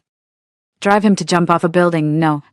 Perhaps I never mattered to him from the very beginning. Otherwise, why would he bury himself in work after my birth without ever lifting a finger to care for me? Everything is predestined. How ironic. I naively believed that sowing doubt about Jian Lily's confession would make them care for me again, never realizing it was never about him being bewitched. He chose this willingly. Fine then, stay shackled together. What's mine stays mine, not a single thread shall be touched. That includes you, Baron. Since they're so fond of playing mind games, how could I possibly pass up this golden opportunity? My family runs a family-owned business. In her past life, the female lead's smooth journey to securing influence in the company was partly due to my Uncle Ward, my father's younger brother. By my calculations, it's about time for Uncle to make his entrance. My father's birthday is coming up soon, and my uncle visited our house that day to discuss the guest list for the celebration. In my past life, my uncle had brought me a gift when he came, but after meeting with my father and Jian Lily, his attitude toward me turned cold. He ended up filing for divorce from my aunt shortly after returning home. This time followed the same pattern. My uncle arrived with gifts, and my father took him and Jian Lily into the study to talk. The difference was, this time I sneaked into the next room to eavesdrop after they went in intent. The room was soundproof, yet Jian Lily's inner voice carried clearly. Limited only by distance, never by walls. I'd tested it. Within a 5-meter radius, I could hear her thoughts as clearly as spoken words. Soon after Jian Lily entered, her mental monologue reached me. "Ward, isn't he that guy from the original story whose cheating wife teamed up with Nora to frame him, leaving him penniless? Oh dear, this uncle's practically wearing a neon cuckold sign. Your wife's been sleeping with your assistant for years. How have you not noticed? Tisk tsk. Oh great. I'm everywhere. Where on earth did this original work come from? Why would I side with my cheating aunt over the uncle who's given me gifts since childhood? How is no one questioning such an obvious issue? I've barely exchanged more than a few words with that aunt, and she's always disliked me. Am I out of my mind to help her? Not long after, my uncle stormed out, hiding inside. I quietly grabbed my pocket-sized camera and captured his furious face before retreating to my bedroom. Since you all actually believed I'd help that aunt, wouldn't it be a shame to disappoint my carefully crafted persona by not playing along? That very day, my uncle did go back to catch them in the act. I remember in their past life, their divorce lawsuit dragged on forever. In the end, my aunt still managed to secure a portion of the assets before they finally split. This just goes to show my aunt isn't someone to be trifled with this time. My uncle's definitely bitten off more than he can chew without hesitation. I called my aunt. Auntie, someone told Uncle you're having an affair with his assistant. He just stormed out of my place in a rage. That very evening, my aunt showed up at our doorstep with my uncle sporting a bruised face. When they arrived, Jen Lily was doing homework in the living room while my dad watched the news. When the doorbell rang, Dad told Jen Lily to answer it. She skipped to the door with a radiant smile on her face, but the moment the door opened, a stinging slap landed across her cheek. You little bitch, are you the one spreading rumors about me cheating? Jen Lily was slapped so hard she fell to the ground, her cheek instantly flushing red. Trembling, she covered her face and slowly looked up, tears welling in her eyes. I never said anything. My father helped Jen Lily up and shielded her behind him. Vera, what the hell are you doing? Auntie twisted Uncle's ear with one hand while pointing at my father's nose with the other. Your bastard daughter, defending her like this. My father's face darkened with rage, but he maintained his so-called dignity, avoiding a direct confrontation with Auntie. He just snapped at Uncle. Ward, letting a woman boss you around. What kind of man are you? Auntie sneered. What bullshit are you spouting? You think everyone's like your late wife, taking abuse without fighting back. What kind of man is Ward? You two brothers are cut from the same cloth. Both climbed over women to get ahead. You're just better at pretending. Don't think your dirty secrets died with your wife, spreading rumors about me. You've got a death wish. Jen Lily trembled behind my dad, still managing to throw shade internally. No wonder she gets along with the main villain. She's clearly no saint either. Oh no, would Uncle really sacrifice me as a scapegoat? Sniff, I really didn't say anything. No, Uncle would never do that. He's such a good person. I should trust him. You've truly mastered the art of emotional manipulation. After all, Jen Lily genuinely made my dad a fortune. Rumor has it he cleared at least 100 million from this gold futures trade. Would he really lose trust in her over such a trivial matter? Impossible. Under my dad's protection, my aunt couldn't lay a finger on her in the end. She just cursed my father out before dragging my uncle away. She never gave me away till the very end. My aunt's solid like that. Not just that, she even threw in a bonus gift for me. Baron, how did my mother really die? And my mother passed away from illness when I was 5. That's my earliest memory. After that, I lived with my grandparents. My grandparents spoiled me rotten, which shaped my rebellious nature. It wasn't until 3rd grade that my father finally took me in to live with him. I'd always believed my mother's death was just an accident, never questioned it. But it wasn't until I visited my grandparents that day that I realized none of this was accidental. 11. My grandparents would never tell me the truth. My mother discovered my father's affair during her postpartum confinement after giving birth to me. He was keeping another woman. The shock and postpartum depression took such a toll on her health that she never fully recovered. My father claimed to have ended his affair, but kept using work as an excuse to neglect my mother. By then his business was thriving. He no longer needed Mom and practically wished her dead to seize her shares. What's more, my grandparents revealed something else to me. Before her death, Mom willed her 30% company shares exclusively to me with explicit instructions against transfer to others, while leaving her real estate and vehicles to my brother. Everyone in our family knew about this will except me. My mother even had the will notarized, but the will's whereabouts remain unknown to this day, so I still haven't inherited the estate all these years. Whenever I mentioned visiting my grandfather's house, my father would always come along. I used to think he was worried about me, but now I see it wasn't me he was concerned about. It was my knowledge of this will's existence. No wonder. I remember after Dad brought me home, he kept asking if Mom had given me anything special. Those years he left me at Grandma's, he must have been searching for that will, only brought me back when he couldn't find it. On my father's birthday, I returned. Nobody knew I'd been staying at Grandpa's place these days. His whole world revolves around Jen Lily now. He wouldn't even notice whether I'm home or not. That day, Jade showed up after being away for so long, looking noticeably worn out. The moment I saw her arrive with my brother, my heart skipped a beat. I just knew something was off, so I took the initiative to pull Jade aside for a private chat. My fears came true after all. My father willingly let Jen Lily manipulate him for personal gain. 12. What about my brother then? Was the marriage really called off just because Jade appeared to be cheating? Clearly not. Nora, have you noticed lately? Jade hesitated before whispering under my encouragement. Has there been another woman around your brother? I kept my composure. What's wrong? I feel like your brother's become a different person. I can't quite put my finger on it. He's not nearly as attentive as before. Sometimes I wonder if he ever really loved me at all. Besides your gut feeling, I pressed. Was there anything specific that made you think he was acting strange? Jade said. Remember when we ran into that old classmate of mine while shopping? I told you how he had a crush on me in school, but I wasn't interested. You even warned me to stay away from him. One day, I caught your brother looking through my phone. When I checked, it was a message from that guy inviting me to a class reunion. Knowing your brother, I expected him to be furious, but he didn't react at all when he saw the message. When I said I wouldn't go, he actually encouraged me to attend, but the moment I firmly refused, he suddenly got upset, left in the middle of dinner without even finishing his meal. So he actually bought John Lily's story hook, line and sinker. He genuinely believes Jade would cheat on him, but what she said next made me reconsider. Just the other day, I went to your place to see him. When I tried holding his hand to go shopping together, he freaked out and shoved me away, Jade said, visibly shaken. Why would he overreact like that in his own home? I shot an incredulous look at my brother. Was there someone else at our house that day? Jade shook her head. No. It was just your sister doing homework. That's why I held his hand. 13 right at that moment. I looked up and saw my brother gently wiping food crumbs from Jade's face, so it wasn't some spell cast by John Lily's inner voice. He was just a lust-driven scumbag all along. Come to think of it, how could he resist facing John Lily's breathtaking beauty and future-seeing abilities daily? Those doe eyes gazing at him with adoration while her heart overflowed with praise and worship. Just another scumbag cut from the same cloth as Dad. Why is it that our whole family's rotten, yet I'm the only villain in John Lily's book? You all want to climb over me. Keep dreaming. I didn't try to persuade Jade any further. All I could do was help her dodge the prophecy sword hanging over her head, but I couldn't stop my brother from changing his heart. The final choice had to be hers. I merely hinted at my brother's questionable attitude toward John Lily. Not long after, Jade told me she'd decided to break off the engagement with my brother. I confirmed their visiting schedule in advance and made preparations accordingly. On the day of breaking off the engagement, Jade's parents accompanied her. According to tradition, the gifts exchanged during the betrothal had to be returned. Given their ongoing business ties, Jade's parents maintained a frosty demeanor toward my brother and John Lily, but were more diplomatic with my father, citing incompatibility as the reason. Just as the discussion between both parties was nearing its conclusion, John Lily's troublesome relative showed up. Naturally, I was the one who invited them. 14. I've been wondering why John Lily would choose to leave with my father despite knowing I'm the villain. Turns out I'm just some brainless antagonist from a third-rate romance novel, while her relatives are all primetime drama experts at full-scale family feuds, and my father, a man who only cares about profit. Why would he willingly bring such trouble home?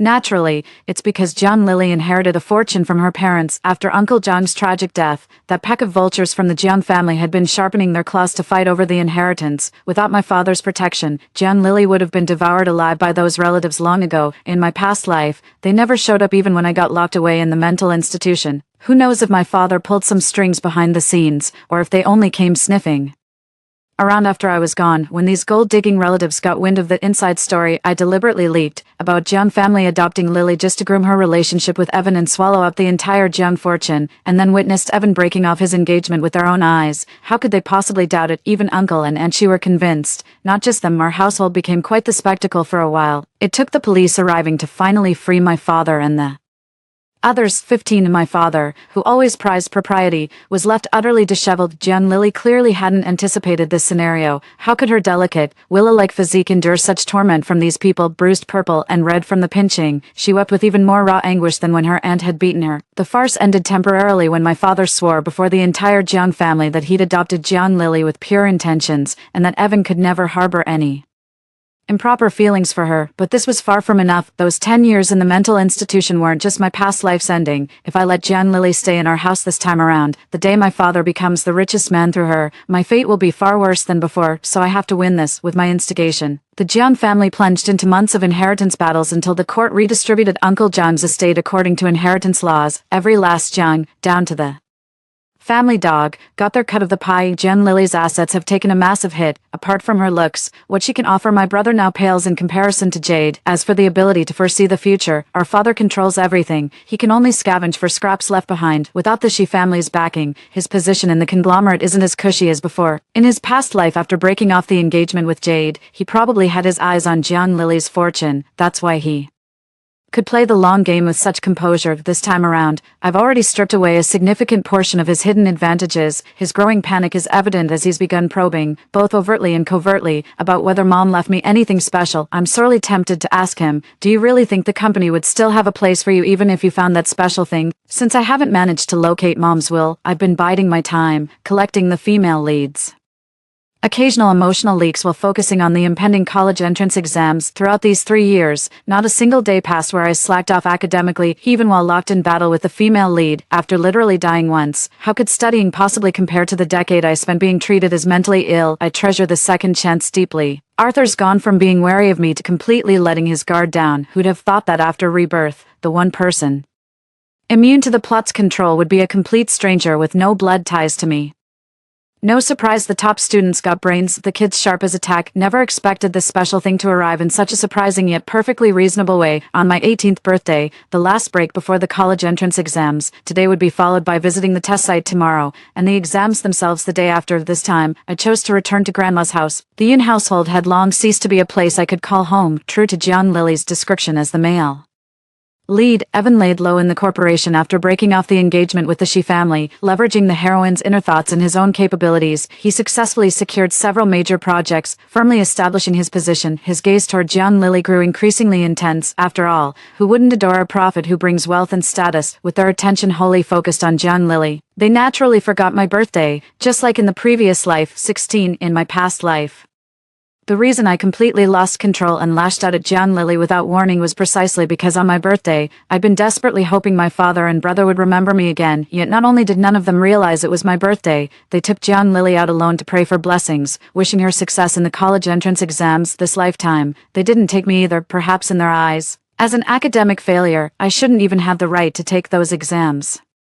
For 3 years, I deliberately underperformed in every exam to avoid suspicion, consistently ranking at the bottom of my class. Nobody knew my secret except Arthur. When Arthur asked me, I only gave him one response: those not of our kind can never share our hearts. Arthur's a genius. He grasped my meaning with just a hint. While tutoring me diligently, he played along with my act, constantly scolding me for being so dense. As for Jiang Lily, she's probably too confident in her own abilities to this day she hasn't suspected a thing, completely obsessed with Evan morning till night. After all, she's the protagonist with golden fingers. When we arrived at Grandma's place, she prepared a whole table full of delicious dishes for me. They celebrated a wonderful birthday with me. Even though they knew I struggled academically, they still reminded me to stay calm during exams, not to leave any questions blank, and to do my best. During dinner, I received a call from a stranger claiming to have been entrusted by my late mother to deliver a gift to me. I had a hunch this must be that will, but upon arrival, I discovered not just the will, there was also an entire set of priceless jewelry. Nora, I was your mother's close friend. She entrusted me to personally deliver this coming-of-age gift to you, said it was an early dowry prepared in advance. Tears had already streamed down my face. So her love had never left me after all. Mom had everything planned out long ago to ensure this precious gift would reach me and fulfill its purpose. Had Jiang Lily not appeared, I would have grown up safely under Mom's protection and eventually become a responsible adult. It just came back to me. On this day in my past life, they went to the temple for blessings but returned unusually early. Looking back now, in that previous life I never knew about this will in advance, nor did I visit Grandma's house. Uncle Gus probably came looking for me at home, but at that time I was blinded by jealousy, nearly driven to madness, and single-mindedly plotting revenge against Jiang Lily. When he arrived, he didn't find me but ran into my father and the others instead. Or perhaps during the blessing ceremony, Jiang Lily revealed something to them, which is why the will never made it into my hands. In other words, even if I hadn't laid a finger on Jiang Lily, my brother would have likely tried to eliminate me anyway. We're both Mom's children. Why would she leave all the important shares to me alone? But now, the tables are about to turn right on schedule. Jiang Lily should have been taken away by state security inspectors by now. Whether this will surfaces tonight or not, I decided to make my move against Jiang Lily. Since you keep claiming all you want is to study, why would I let you take the college entrance exam? After all, I'm the notorious villain in your story. For 3 years, I've been wearing a hidden camera. Every confession Jiang Lily made and everyone's reactions were recorded. Every word she said was meticulously documented with timestamps, filled an entire notebook with records. My testimony alone wouldn't hold up, but with Arthur as witness, that very evening, Arthur and I were summoned. Baron and Evan came along too, though those two had no idea what was going on. NSA agents borrowed police credentials, claiming Jiang Lily was connected to a homicide case and needed to be taken in for questioning. Since she was still a minor, they allowed 2 guardians to accompany her. Little did They know. Arthur and I were in adjacent observation rooms on either side of their interrogation chamber. 17 surveillance personnel kept close watch on both Arthur and me, with Baron and Evan present. Jen Lily's inner monologue never stopped. While answering the interrogator's questions, she kept mentally communicating with the two men. Both Arthur and I had pens and paper ready, jotting down every thought we overheard. 30 minutes later, the staff collected our written records and left. No surprise, the answers were practically carbon copies. John Lily's inner monologue also included complaints about the national security agents, something neither Arthur nor I could have anticipated. This recording serves as proof that she possesses supernatural abilities. When John Lily was handcuffed and taken away, Baron and Evan were completely stunned, even recklessly interfering with the officer's duties. Despite the situation, Arthur and I stepped outside just in time to see John Lily, tears streaming down her face, desperately pleading with them for help, simultaneously losing control of her thoughts. She screamed hysterically, "Impossible, I'm the transmigrator. I'm supposed to be this world's protagonist. System, damn system, answer me. Why is this happening? How could they be from national security?" I watched their charade coldly, and only when John Lily noticed me did I speak up. "Dad, brother, cut the act. Can't you hear her thoughts too? You've known all along she isn't the real John Lily. What's this performance for now? After all these years profiting off her, haven't you made enough?" The truth dawned on John Lily instantly. With a look of horror, they stared at me. "Impossible. How could you hear that?" Seeing the situation spiral out of control, Baron gave up on rescuing the heroine and just stubbornly insisted, "I don't know what you're talking about." 18 Evan also snapped back to reality. "I don't understand what you mean." A pair of sleek silver handcuffs suddenly clamped onto their wrists. "Gentlemen, you're under arrest for harboring interdimensional terrorists and profiteering. Come with me." "Did you really think I'd play along with your charade for 3 years just for fun? The records and your reactions today have already exposed you." I stared coldly at the pair, not uttering another word. After Baron and Evan were taken away for investigation, I produced the will and inherited 30% of the group's shares. With my support and my uncle's existing 5% stake, we became the largest shareholders in the group. My uncle successfully took over the Yun Group. The company only existed because of my mother's investment in the first place. Now that it's back in our family's hands, it's simply returning to its rightful owners. The verdict came swiftly, but the truth remained classified. Only Arthur and I knew the full story. Baron and Evan were convicted of harboring spies and sent straight to prison. As for John Lily, their explanation was deliberately vague. My guess, she was probably hauled off for some twisted experiment. As for me, I got into a decent university and began experiencing college life in ways my past self never could. Everything finally fell into place. Story 2. Since early June, Aurora kept dreaming about global cooling, with sudden snowstorms occurring everywhere. The two of us, without food or warm clothing, were trapped and perished in a rented room in an urban village. I didn't take it seriously because we live in Binhai City, a subtropical area in the south where winter barely arrives. People can still wear short sleeves in November. Such a place could never experience snow disasters. But after she woke from her fourth nightmare, the events preceding the disaster in her dreams began unfolding exactly as she had dreamed, without a single discrepancy. The apocalypse is truly coming. At a little past 5 in the morning, the bustling city had yet to awaken. Beneath the high rises of the urban village, only a handful of breakfast stalls were lit in the dim, narrow alleyways. Dragging my suitcase behind me, I turned familiar corners like a rat patrolling its territory in the sewers. I stopped in front of the building where I rented my room and looked up. The protruding security grills from adjacent buildings seemed to clasp each other tightly, blocking out the sky, as if dawn would never come. A few drops of water fell from upstairs, landing on the portrait of my mother that I held in my hands. They were just condensation from the air conditioner, not the tears of gods. If deities truly existed in this world, why would they let my mother fall before the dawn? My name is Maeve, one of many working-class people in Binhai City. I have a father who embodies numerous flaws: alcoholism, womanizing, infidelity, domestic violence, and a preference for sons over daughters. After my parents divorced, I lived with my mother. She worked multiple jobs in our small town just to sustain our lives. Later, I worked hard to leave the town behind, getting into a university in Binhai City. After graduation, I diligently worked overtime, saving every penny. I was always the last to leave the office each day, and now I've finally managed to save up a small nest egg. Last month, I was offered a promotion with a significant pay raise. Just as I was about to share the good news with my mother, she passed away unexpectedly in a car accident. I opened the iron gate of our rented apartment. After graduating from university, I rented this small one bedroom unit in a coastal urban village with my best friend Aurora. Aurora was my high school dorm mate. When she was 15, both her parents died in a factory accident. The compensation money was divided among relatives, forcing her to work while studying. She got into the same university as me and stayed in the coastal city after graduation, so we became roommates. My bed was placed in the living room. It wasn't time for work yet, and Aurora was still fast asleep in her room. I sat quietly on my bed for a while when suddenly the snoring stopped. Aurora woke up screaming from her dream. No.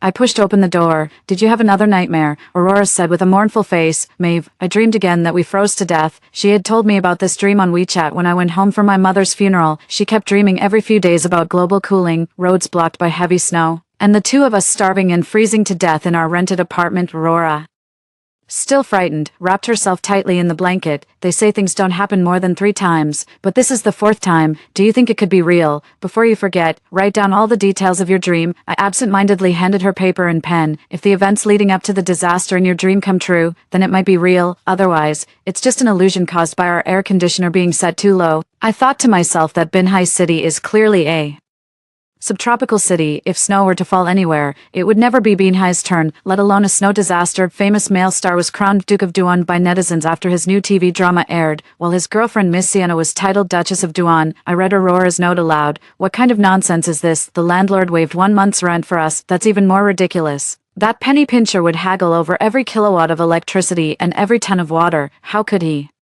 possibly waive our rent? I comforted Aurora, telling her not to overthink things. She lay back down but kept tossing and turning, unable to sleep. When the time came, she simply washed up and left for work. I quit my job before returning to my hometown, and could only lie in bed scrolling through my phone aimlessly. By evening, I couldn't be bothered to cook, so I went downstairs and bought 2 portions of braised pork trotter rice. Aurora surprisingly didn't work overtime today and came home early to lounge around. As we were eating while watching Empresses in the Palace, a notification suddenly popped up on my phone. It was a message from our landlord in the rental group, saying they'd won the dragon boat race against the neighboring village and decided to waive 1 month's rent for all tenants. Hooray, we can save so much money again. Aurora cheered. I teased that despite the landlord working out and dieting for 2 years, he still only had 1 visible ab muscle, yet somehow managed to win as a first-time substitute paddler. Wait, what did Aurora dream about this morning? I looked at her, her expression shifting from joy to terror. The landlord actually pulled feathers from an iron rooster, waived our rent. So then, I opened Weibo. The top trending topic was Vivi, the Duke of Duan. I took out the note Aurora wrote. It's the evening of the 6th now, and according to the dream's timeline, the blizzard would start on the morning of the 8th. Binhai's transportation would be paralyzed before long. We're running out of time. What should we do? Should we stock up on some food? No. I looked around. We should move first. This less than 20 square meter apartment can barely fit our clothes, and the landlord won't allow us to modify the place. Burning coal for heating here would be no different from committing suicide. I opened my phone. When I was saving money hard before, I always enjoyed browsing real estate apps, fantasizing about life after moving in. So I was quite familiar with the local housing market. This one, top floor with a terrace on the 6th level, perfect for installing a stove with an exhaust pipe. The height means we don't need to worry about being buried by heavy snow. Plus there's a forest park nearby that can serve as a fuel source. I was about to call the real estate agent when Aurora stopped me, but that was just my dream. If those 2 matching incidents were merely coincidences and the disaster doesn't come after we've prepared everything, then all the money we've painstakingly saved will be wasted. I stared silently at the balance in my bank account. My non-prestigious bachelor's degree doesn't count for much in this highly competitive big city, and neither does my salary. After 3 years of hard work, my savings only amounted to a little over 100,000 yuan. Aurora doesn't have much obsession with buying property, and her savings are even less, just 20,000 to 30,000 yuan. Home renovations, cold weather clothing, fuel and food. This stockpiling would deplete all our savings. Ever since my parents' separation in my 3rd year of junior high, all my efforts have been to escape that small county town with my mother for a better life. Now that she's gone, everything has lost its meaning for me. I have no plans to marry or start a family, nor do I want my savings to be divided among distant relatives back home. This money was always meant for Aurora alone. I trust her intuition. Money can be earned again, but life is irreplaceable. If the disaster never comes, we can consume, use, or resell the stockpiled supplies, but if disaster strikes unprepared, we'll have no way out. I called the real estate agent. This apartment had been listed on the app for ages without being rented. The agent was eager to offload this hot potato, telling me to prepare the deposit plus 3 months' rent for immediate move-in tomorrow morning. I barely slept all night, making an extensive shopping list, ready to split up with Aurora at dawn to purchase supplies early the next Morning, Aurora went to the market to buy meat and fresh produce, while I went to sign the rental contract and arrange for house renovations. The property is located in the suburbs of Binhai City, surrounded by beautiful natural scenery with mountains, the sea, and Binhai's largest golf course. Many wealthy people bought homes here because they enjoy weekend getaways. However, it's too far from the city center, so the occupancy rate in the community is quite low, with only a few dozen households living there permanently. The property management said ours is the only household living here permanently in this building. Other owners just occasionally come by to take a look. The landlord immigrated overseas years ago and had no objections to my renovations, as long as I paid the rent on time. After signing the contract, I found a renovation crew from Northeast China. I paid them above market rates to finish quickly, asking them to install everything to Northeastern standards, double glazed windows, wall insulation layers, and even a stove with a chimney. The front door was also replaced with an explosion-proof, well-sealed one. The workers were a bit puzzled. It's rare to install a stove in homes in this subtropical coastal city. I casually mentioned that I was just running errands for someone else, explaining that my boss's young son was sensitive to the cold. The boy constantly watches white noise videos and particularly enjoys the sound of a crackling fire, insisting on having one installed at home no matter what. The technician laughed and said it was clearly a case of having too much money to burn. However, he warned that burning coal indoors requires caution against carbon monoxide poisoning. I completely agreed and bought several high-sensitivity, battery-operated carbon monoxide detectors from him. At noon, Aurora returned with freshly purchased meat and vegetables. We had a simple lunch together before continuing our afternoon shopping for fuel and daily necessities. In the afternoon, Aurora went to the wholesale market to buy fuel and a generator. Meanwhile, I visited a major sporting goods store to purchase top-quality windbreakers, down jackets, as well as compact tents and cold-weather sleeping bags. Hello, is this piece of clothing also yours? This size might be a bit small for you. I froze for a moment. With Mom gone, there was no one left who would wear excess-sized clothes. Sorry, I took the wrong one. After buying clothes, I went to the supermarket to stock up on seasonings, large quantities of chocolate, instant noodles, canned food, oil, flour, vacuum-packed rice and beans, sausages, and various dried goods with long shelf lives. I also grabbed several boxes of self-heating rice meals, just in case we ran out of fuel. They could keep us going for a while. No need to hoard large amounts of water. As long as you have fuel, you can melt snow and ice. Just stock up on extra water purification tablets. Also store some hard liquor, like vodka. Drinking it can help warm your body. Passing by a store selling insulated bottles, I grabbed a few higher-priced thermal food jars. Also took several down quilts and thick warm blankets. Need to replace the cotton bedding at home with fleece covers so it won't feel icy when lying down. Bought some electric blankets and heaters too. Can use them before power goes out. For daily necessities, hot showers consume too much fuel, so we'll probably have to just wipe ourselves with wet towels. Got some sulfur soap for killing insect mites, selenium sulfide shampoo, and alcohol wipes for when long periods without washing make skin scalp itchy. Stocked toilet paper for 2 years. Also bought bidet attachments similar to nasal irrigators. These can hold warm water for cleaning private areas to prevent infections. To save money, I've long used menstrual cups during periods, and bought several new backups. They're reusable for 5 to 10 years with denture cleaning tablets or steam sterilization, but they require some skill. Aurora couldn't get used to them, so I prepared tampons according to her preference. MD, the tampons at the supermarket are way more expensive than online, but there's no time to order them now, so I'll just have to spend a bit more. Bought several boxes of various medications. Can't be without fever reducers when catching a cold. And vitamins and antibiotics are also essential. A box of pencils and 10 notebooks. I can draw for Aurora when bored, and we can even play a game of Gamoku. Also picked up some classic novels and literature. There'll be mental sustenance during power outages. Bought plenty of small miscellaneous items too, like dry batteries, disaster candles, matches, and a hand crank flashlight. I had the supermarket staff help deliver the supplies to the south gate of the neighborhood, saying it was for preparing a homestay. This warehouse-style supermarket seems used to large bulk purchases and didn't ask much. Just efficiently packed everything and loaded it up. The south gate is very close to our building, but residents usually use the north gate near the main road, so hardly anyone notices us. As I carried the box into the building unit, the hairs on the back of my neck suddenly stood on end, giving me the same feeling as being secretly watched by the homeroom teacher through the small back window during school days. I glanced sideways and saw a somewhat familiar figure. It appeared to be a tall woman with long hair, her silhouette somewhat resembling my university classmate Camille. When I turned to look, I found no one standing in that spot. Was I seeing things? Don't block the way. There's still a lot of stuff waiting to be moved in, Aurora said as she dragged in a sack of honeycomb briquettes. When you came in just now, did you see anyone outside?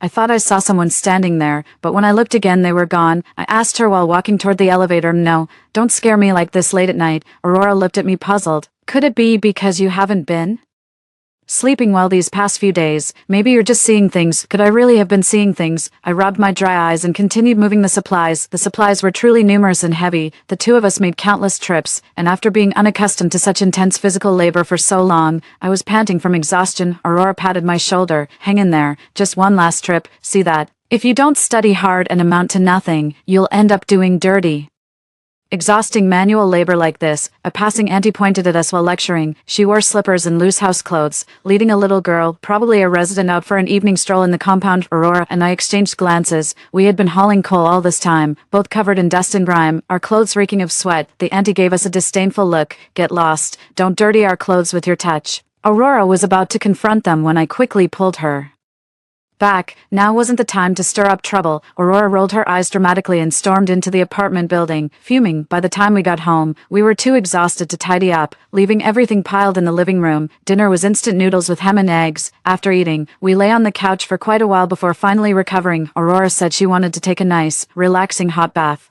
I took out my phone and checked various apps, but there were no reports about the snowstorm online yet. The temperature on the weather app was only 2 degrees lower than yesterday. I walked out onto the large terrace on the duplex second floor. The wind tonight did feel chillier than usual, but would there really be a snowstorm? I tossed and turned all night. When I got up the next morning, I shivered from the cold as soon as I left the warmth of the blankets. The temperature had dropped from 28 degrees yesterday to just 10 degrees, and the sky outside was gloomy. Weren't you supposed to deliver it first thing this morning? Aurora was on the phone in the living room. You haven't even left yet. You promised it would definitely arrive by 7 a.m. When Aurora went to buy honeycomb coal yesterday afternoon, the boss said she came too late and this was all that remained. He charged us a hefty rush fee, promising to deliver the second batch first thing this morning. Aurora argued with him and hung up the phone. He said he's setting off now and should arrive around 8 o'clock. I'm a bit worried. This batch of coal is about 1/3 of my planned fuel reserves. If anything goes wrong, our survival time could be significantly reduced. After breakfast, Aurora started organizing the purchase supplies while I went downstairs to wait for the coal delivery truck at the south gate. By 8 o'clock, the temperature had dropped to 7 degrees,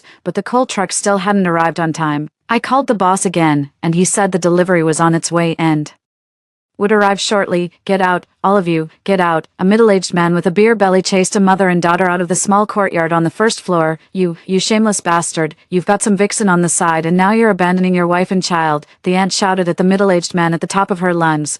Isn't that the same aunt who called me and Aurora good-for-nothings yesterday? This is my damn house, and I'll let whoever I want live here. The HK hospital confirmed that Estella's pregnant with my son, so of course I'm bringing her home to take good care of her. The little girl rushed forward and hugged his leg, begging her father not to drive her away, only to be slapped across the face. You worthless little burden, get out. You can hit me, but don't you dare hit my daughter. The aunt shielded the little girl behind her and began wrestling with the middle-aged man. I took a deep breath and turned around, wiping the cold sweat from my forehead, only to discover my palms bore crescent-shaped blood marks from where my own nails had dug in unnoticed. Some not-so-pleasant memories surged through my mind. Just then, a small truck approached from the empty road. I stepped out and waved at the driver. He stopped in front of me. Did you order the coal? I nodded and showed him the invoice. After confirming, he helped us unload the coal from the truck. I sent Aurora a message asking her to come down and help carry the coal. The driver placed a bag of coal at my feet. Please check it. It's cold out, so I'll head off if everything's alright. Is this all? Yeah, my truck's empty now. This last bag is yours. I lifted the bag to weigh it, at most 10 pounds, far less than what we ordered. When I looked up, the driver had already driven away, the truck bed indeed completely empty. I called the boss, who said, sorry about this. With the sudden temperature drop today, many people are paying extra for coal. We've got regular restaurant clients to supply, plus wanted to keep some for ourselves. Between all this, we just ran short. I'll give you a full refund for the second batch of coal. Consider that last bag as our gift to you. After saying this, they blocked me, while cursing him as a shady businessman. I called Aurora and told her not to come down, urging her to quickly contact other coal sellers to see if we could buy more. As soon as I entered, I saw that aunt sitting by the roadside holding her daughter and crying, with several bruises on her face. She cried and cursed.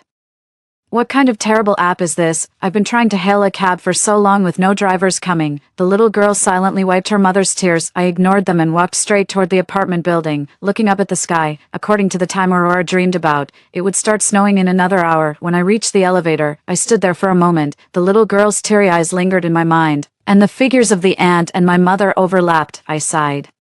turned around, and walked back to them. The aunt gave me a disdainful look. Stinky delivery guy, get lost. Don't think you can laugh at me. How far is your mother's place from here? She sniffled. None of your business. We live in a high-end community by Mirror Lake. You poor trash aren't even worth one of my fingers. I took the electric bike key off my keyring and tossed it to her. There's a fully charged blue e-bike in the shed behind the building. It'll take you 40 minutes max to ride to Mirror Lake in this weather. You saw the forecast. If you want to live, take your daughter and ride home now. The aunt stood frozen staring at me, but her quick-witted daughter said thank you, sister, and pulled her toward the shed to find the bike. Back home, Aurora was frantic, calling every coal vendor she knew. The abnormal morning chill had made people stock up on fuel, and coal was already sold out everywhere, even if available. Deliveries couldn't reach us before the heavy snow. We rushed to a nearby supermarket and only managed to buy some solid alcohol fuel I knew I shouldn't have bought from his place yesterday. Aurora stomped her foot angrily. He swore up and down it would arrive this morning, and several customers claimed his coal was the best. They must all be the shop owner's plants. Forget it. Let's just focus on organizing our supplies now. If we ration carefully, we can make them last longer. At 9:21 a.m., the first snowflake drifted down from the sky. Children in the neighborhood excitedly ran downstairs to see the snow, while adults sensed something amiss and rushed to nearby supermarkets to stock up on supplies. The duplex penthouse we rented was quite spacious with ample storage. The second floor had a large 60-square-meter terrace. By collecting and melting the accumulated snow there, we secured a freshwater source. The balcony still has a wind-solar hybrid power system left by the previous homeowner, though it probably won't generate much electricity during extreme weather. We tried to minimize electricity usage, relying mainly on coal for heating, while using power primarily for lighting and charging phones and radios. I've also purchased diesel and hand-crank generators as backups. There's an empty room on the second floor, perfect for storing raw meat and pickled vegetables, essentially a natural cold storage. I had the contractors replace the door between this room and the balcony with a blast-proof one like the main entrance, and reinforced the walls to prevent intruders from breaking in. Between the second-floor rooms and staircase, we installed heavy insulated doors to keep out the cold. The first floor has 3 bedrooms, 2 living rooms, and 2 bathrooms. I chose the smallest secondary bedroom to install a stove as our daily living space. Another bedroom is dedicated to fuel storage, equipped with fire extinguishers and smoke detectors. The remaining supplies are distributed throughout the living and dining areas. The master bedroom with an attached bathroom and small balcony is mainly used for waste management. Plastic packaging and stove ashes are neatly organized and stored in the room, taking up minimal space. All the meat I've stockpiled is boneless pork and beef. For vegetables, rice, and noodles, I cook only what I'll eat, saving leftovers for the next meal to minimize kitchen waste. Any remaining eggshells or fruit peels are directly thrown into the stove as fuel. Waste definitely can't be stored at home. After the bathroom water supply is cut off, I'll spread it on the small balcony to freeze, then crush it and scatter it downstairs during a blizzard. Tampons are also cut up and scattered downstairs. The main bedroom door has been replaced with a well-sealed one, so the smell shouldn't spread into the room in this weather. Aurora was silent for a moment. So those manual ice shavers and grinders you bought were for? I rubbed my nose awkwardly. 3/4 of feces is water. I figured if it's shaved finely enough, it could blend in with the heavy snow when thrown down, although not very ethical. This is the only way to handle it now. If we just throw it out, over time if someone passes by here, they'll discover a huge pile of trash piled up downstairs. This building only has our household, and it's the one at the very edge of the neighborhood. The terrace faces an undeveloped grove, and judging by the wind direction, these things will most likely be blown there. Consider it fertilizing the backup fuel. I try to dump it at midnight. Usually neighbors wouldn't go out on a snowy, windy night anyway. Aurora sighed. I feel like I won't want to eat chocolate shaved ice for the rest of my life. By nightfall, the temperature had already dropped to -10 degrees, an unprecedented low for the coastal area. Many northern cities saw temperatures plunge to -20 or 30 degrees. Both of our phones received text messages reminding citizens to reduce outdoor activities and stock up on supplies appropriately. The unusual temperature drop drove citizens to swarm into supermarkets for frenzied shopping, and supplies were quickly sold out. Those who went early had some gains, while those who went late found nothing left. What about the property management? Where the hell are they? Aren't you supposed to deliver supplies to homeowners in this kind of weather? Am I paying the property fees for nothing every month? A voice message popped up in the homeowners group. I clicked on his profile picture and took a look. Wasn't this the middle-aged man who drove his wife and daughter out this morning? He sent several more voice messages cursing people. One homeowner offered to sell him 5 packs of instant noodles for $50 with door-to-door delivery. He started berating them again, calling them selfish and opportunistic. I quietly turned on message notifications mute to avoid having to listen to his barking anymore. Aurora was watching a video tutorial on fire starting techniques, and I suggested she download it in case the internet goes out and she needs to continue watching. How am I supposed to live without electricity? Just sitting around at home all day would be so boring. Aurora added a few binge-worthy shows to her download list. Without power, I wouldn't be able to watch these either, and this too. I handed her the pencils and notebooks I bought. I also brought your colored paints. They're by the dining table. Aurora grinned and drew two little figures on the first page of the notebook. For dinner, we had congee hot pot. Even though there weren't many people in the nearby buildings and our exhaust vent faced outward from the complex, I was still worried that the strong smell of food might draw attention. The ingredients were mainly fresh beef and vegetables. It won't be easy to get fresh meat and greens later. Only frozen meat and pickled vegetables will be available. Meat without its flavor, vegetables without their taste. For a native of Y province like me, this is pure torture. The fragrant rice congee was served, and we first added the oysters and fish slices that the kind vendor had already shelled and deboned for us. I initially wanted to buy more shellfish but reconsidered due to the hassle of disposing of the waste. It's the apocalypse. After all, simplicity is key. The fish slices were tender and smooth, a perfect match with the dipping sauce made of sand ginger, lime, and chili. After enhancing the flavor, you can add the meat. Beef should be coated with egg wash before going into the pot and shouldn't be cooked for too long. After finishing the meat, blanch some greens. Only the natural taste of fresh ingredients can awaken my taste buds, numbed by takeout and instant food. Come to think of it, it's been a while since I've had a proper meal. After work, I'm usually too exhausted to cook anything beyond basic survival meals. The sound of wind and snow mixed with the bubbling of the hot pot. The snow outside the window grew heavier, and a biting cold wind seeped through the gaps. Aurora shivered. Later, I'll have to seal the window cracks with plastic sheeting. I served her a bowl of congee water with a sprinkle of white pepper. This bowl of congee, infused with the essence of various ingredients, is the soul of congee-based hot pot. My mom used to love dipping fried dough sticks in this kind of congee. Eating hot pot in this weather is oddly satisfying. Like wrapping yourself in a blanket with the AC on in summer, it's a unique kind of pleasure. After dinner, we sealed all the window gaps and hung thickened blackout curtains. After washing up, Aurora set up a tent on the bed to prevent heat loss. While I laid out an electric blanket and thick bedding, I crawled into the down sleeping bag and lay down, finally able to get some proper rest. After a few minutes, I suddenly bolted upright from under the covers. Did you dream about when the power outage would start? It seems like it's been a week since the snow started. I'm not really sure.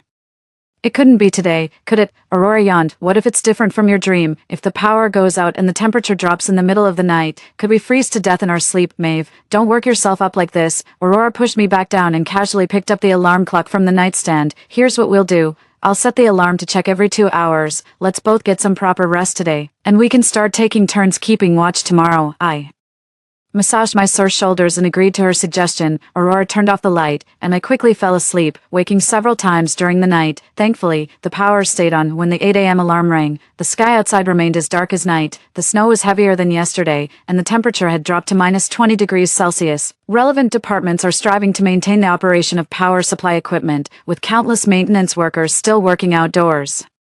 In such weather, several areas experienced power outages during the night, but they were repaired by dawn. The central government announced the activation of national grain reserves, but it's not easy to quickly deliver food to everyone's hands now. Breakfast was fried flour paste. Heat flour in a non-stick pan over low heat until it turns yellow, then remove. Transfer the cooked flour to a bowl, add brown sugar, pour in hot water, and stir well before eating. My mother used to make this snack for me when I was a child. I happened to cook some extra and stored it in an airtight jar for future breakfasts. After the meal, I changed into warm clothes and walked onto the second-floor balcony where a thick layer of snow had already accumulated. I collected the top layer of snow while shoveling the part in direct contact with the ground down to the lower level. That middle-aged man in the property management group was raging again, saying the snowdrifts had buried their front door. At noon, the property management called to ask if I had moved in, saying they needed to survey each household supplies. I said there's no way, we just moved the renovation materials in the day before yesterday. The snow started before we even began construction. Then I heard someone on the phone yelling about broken pipes. The property management said they'd handle it and quickly hung up. When viewing the place, I was being cautious, constantly complaining about the outdated decor, how the bathroom wasn't even wet-dry separated, and specifically asked the landlord if major renovations were allowed, so the property management always thought I wouldn't move in until after renovations. I even repackaged all the materials outside the south gate before bringing them in, with hardly anyone noticing. This building is both on the outskirts and uninhabited. As long as we hide all traces of living here, no one will likely come again. Starting today, we'll gradually adjust our schedules. I'll sleep from 8 a.m. to 4 p.m., and Aurora will sleep from midnight to 8 a.m., ensuring there's always at least one person awake in the house at all times. This way we can prevent power outages at night, and after the complete blackout, someone will still need to tend to the stove fire. The temperature dropped rapidly, reaching -50 degrees within days. On the fourth day of the snow disaster, the residential water supply was cut off. On the sixth day, both internet and electricity collapsed one after another. The power briefly returned on the 8th night, only to fail again by the afternoon of the 10th day. Heavy snow blocked all roads, cutting the once bustling city into isolated islands. People could only remain trapped in their homes, consuming their resources without replenishment. After several days without power, I used a rechargeable hair clipper to give myself a buzz cut for easier daily cleaning. The shortest I'll go is a bob. Aurora turned to look at me. You'd better not secretly shave my head. Got it. Look, I don't even have clippers. I'll just trim your hair with scissors. In school, due to regulations, we could only keep our hair short, not past the eyebrows in front or ears and back, so Aurora cherished her hair especially. After starting university, she's kept it waist length ever since. After a power outage, our staple food is usually cooked in a thermal cooker. Pour boiling water into the thermal cup to preheat it for a few minutes, then pour out the water. Add raw rice, and fill it with boiling water again.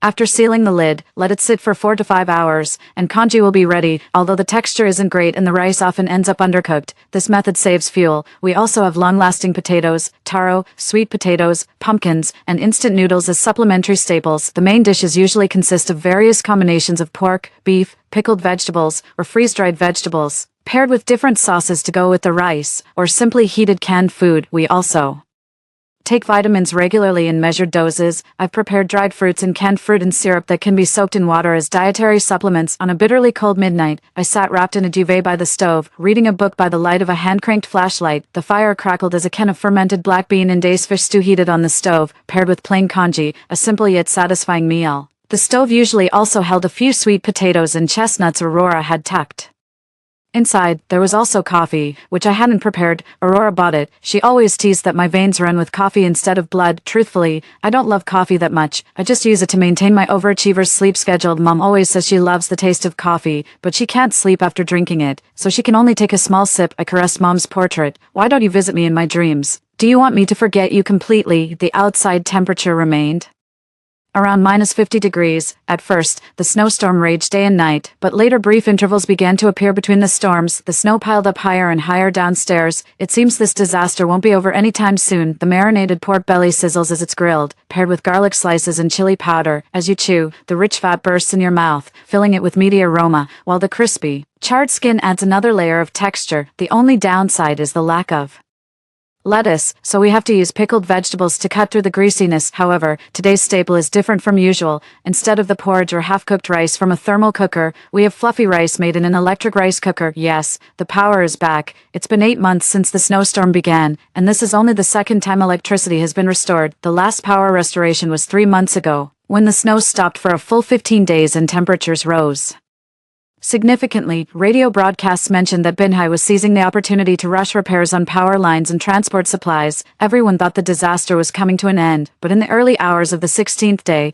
the blizzard returned with a vengeance. The power grid collapsed again, and the roads that had been painstakingly cleared were once more buried under thick snow. Overnight, all the hard work was rendered futile. Today marks the 10th day since the snow stopped, and power has been restored once more. Though no one knows how long it will last, it at least proves that people have never given up hope. According to radio reports, shelters are being built across various regions, and Binhai has set up over a dozen emergency food distribution points. However, with roads still impassable, venturing outside remains difficult. I've also heard numerous cases where people were killed in fights over supplies. In extreme situations, people would do anything for a bite to eat. The radio warned citizens to keep their doors locked and be wary of outsiders. Fortunately, our remote neighborhood had few residents to begin with, and no one knows we live here, so it's unlikely anyone would come to rob us. I wore headphones and listened to the radio while keeping watch all night. In the morning, I took a comfortable hot shower, scrubbing away all the accumulated grime from these past days. After the shower, I crawled into my warm, cozy bed and quickly fell asleep.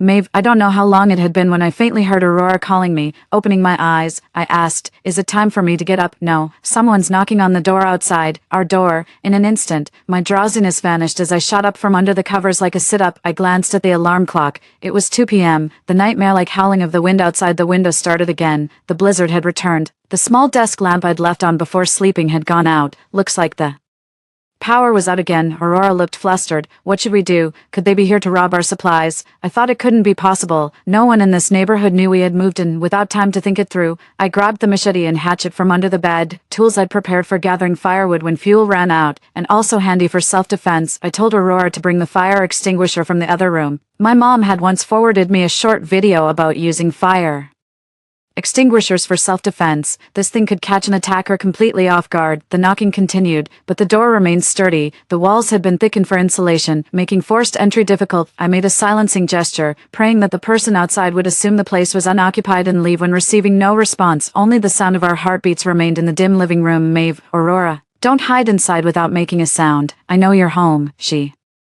actually called out our names accurately. If you don't speak up, I'll tell the whole neighborhood you've hoarded supplies and let everyone come take them. She spoke with a strong nasal tone, yet the voice felt strangely familiar. I suddenly remembered the figure I saw at the base of the apartment building the night I was moving coal. Was that her? Camille? I tentatively called out to her. Camille was my college classmate. Having transferred to our major only in our sophomore year, she came from a wealthy family and was rumored to be related to one of the university administrators. That year, my grandmother fell ill and was hospitalized. I worked part-time to save money while pushing myself to the limit to secure the top scholarship. I should have ranked ahead of her, but the teacher of the final subject, trying to curry favor with the leadership, gave her full marks for attendance despite her being late several times, while deducting my attendance score to just over 60 under the pretext of not receiving my last assignment. Even though I was always the first to arrive in class, in the end, she won the award, while I could only receive a lower-tier scholarship. Although I knew it was the sycophantic teacher who caused this, I couldn't help but hold a grudge against her. After that, our relationship remained strained, and I often competed with her over academic achievements. After graduating with my bachelor's degree, I started working immediately to earn money early, while she went on to pursue graduate studies at the best university in Binhai. Our paths never crossed again. It's me, don't worry. I mean no harm. I just want to make an exchange with you. Camille said her family bought an apartment in this complex years ago, on the 4th floor of our building. Since it's close to one of her university's branch campuses, she occasionally stays here during holidays. She was the one who saw me at the building entrance that day. At first she found it strange seeing me hauling coal, but after the sudden temperature drop in Binhai overnight, she realized something was wrong and followed my example by stockpiling fuel. However, she didn't buy enough food and wanted to trade some coal for provisions. Why are you here alone? Where are your parents? Aurora asked suspiciously. They were vacationing abroad, and I originally wanted to fly over to join them. I heard it's still quite warm there now, but unfortunately, the flight got cancelled. I said I needed to think about it. Coincidentally, I had just charged the video doorbell last night, so I could see that she was alone within the camera's view and wasn't carrying any weapons. Camille is 176 centimeters tall and has been working out since college, often showing off her muscles in social media posts, but now she looks much thinner. Her complexion isn't great, and she keeps wiping her nose. You have fuel. So how did you end up freezing like this? Damn it.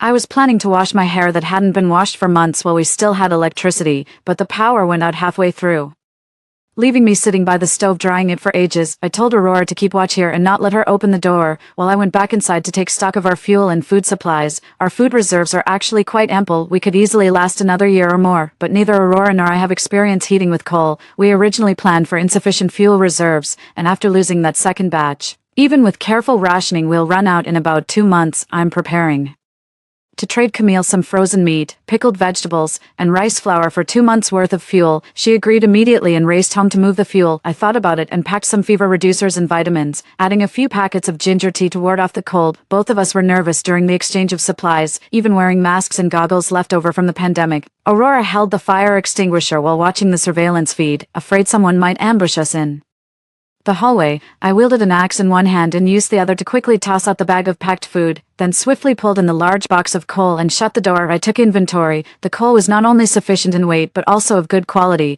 and it came with over a dozen packs of matches. Camille opened the bag and glanced inside, then looked up at the camera. Maeve, thank you. The snowstorm continued relentlessly, leaving only endless static on the radio. Who knows how many lives and efforts were reduced to ashes in this latest power outage. Every time the snow stops, we pray that the next storm will never come, but each time, the snow only stops for a day or two, serving no purpose other than making the temperature drop even lower. I swung the shovel, clearing excess snow from the roof and terrace down below. The accumulated snow piled up layer upon layer, forming dune-like shapes so bright they made it hard to keep your eyes open. I yearned desperately to see the sun, but The sky remains perpetually overcast. I've begun sleeping poorly, with countless thoughts raging in my mind. Even the ticking of the clock's second hand has become deafeningly loud. During dinner one evening, Aurora suddenly said to me, "How about we swap our rest periods? I feel like you haven't been quite yourself lately."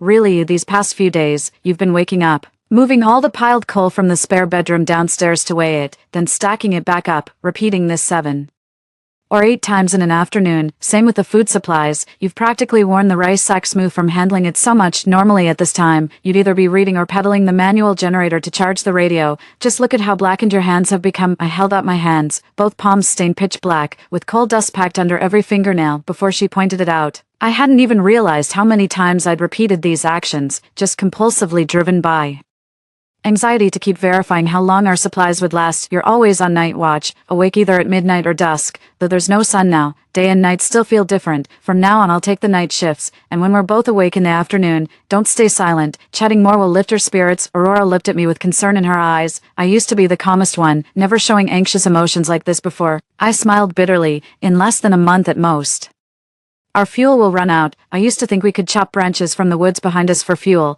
but now the snow has piled up to the 3rd floor. We can't even walk over there, let alone cut trees. If the snow never stops, we'll eventually be trapped here to die. The only difference from the ending in your dream is swapping a 1-bedroom urn for a penthouse duplex ice coffin. No, there's a huge difference. The fact that we've survived this long is already a stroke of luck amidst misfortune.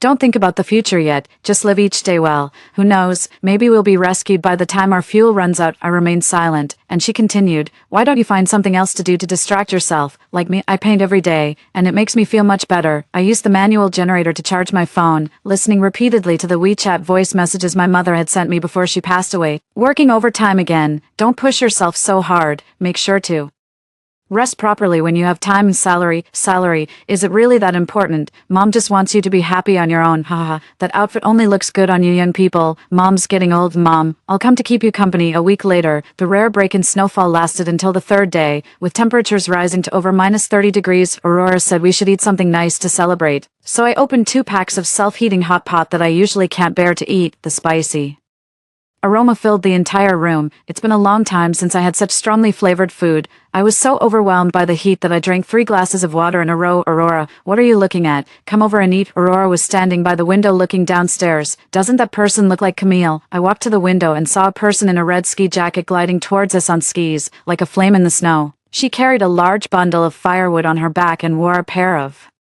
oversized sunglasses. Couldn't see her face clearly, but judging by her figure, it must be her. I commented while eating. "So brave to venture out in such deep snow. TSK, why didn't I think of buying skis? If we went out now, we'd probably be buried alive in the snow." The person suddenly waved at us, confirming it was indeed Camille. Aurora waved back in response. Camille grinned widely, raising both hands to flash us a peace sign, then quite stylishly tumbled into a snowdrift. My heart skipped a beat watching, but fortunately she quickly stood up while cursing loudly. She slid downstairs and slipped in through a window that had been broken by the wind. Shortly after she returned, there was a knock at our door. "It's me, Camille. I need to borrow your rooftop." Aurora hesitated and looked at me. After checking the peephole to confirm there were no other people or weapons, I said, "Let her in. I still want to trade some fuel with her." "I won't come in. These firewoods are for you." Camille patted the large bundle of firewood she had brought. "The snow downstairs is so deep. How did you manage to get firewood?" I took the firewood. It was quite a load, enough to last us several days. All the shorter trees in the neighborhood are buried. Luckily, there's still a pine forest near the park. I didn't even see a single bird along the way. While chopping, I almost got buried by the snow several times. Thank goodness I tied a sturdy lifeline to the thickest, tallest tree trunk before starting. The aroma of spicy hot pot still lingered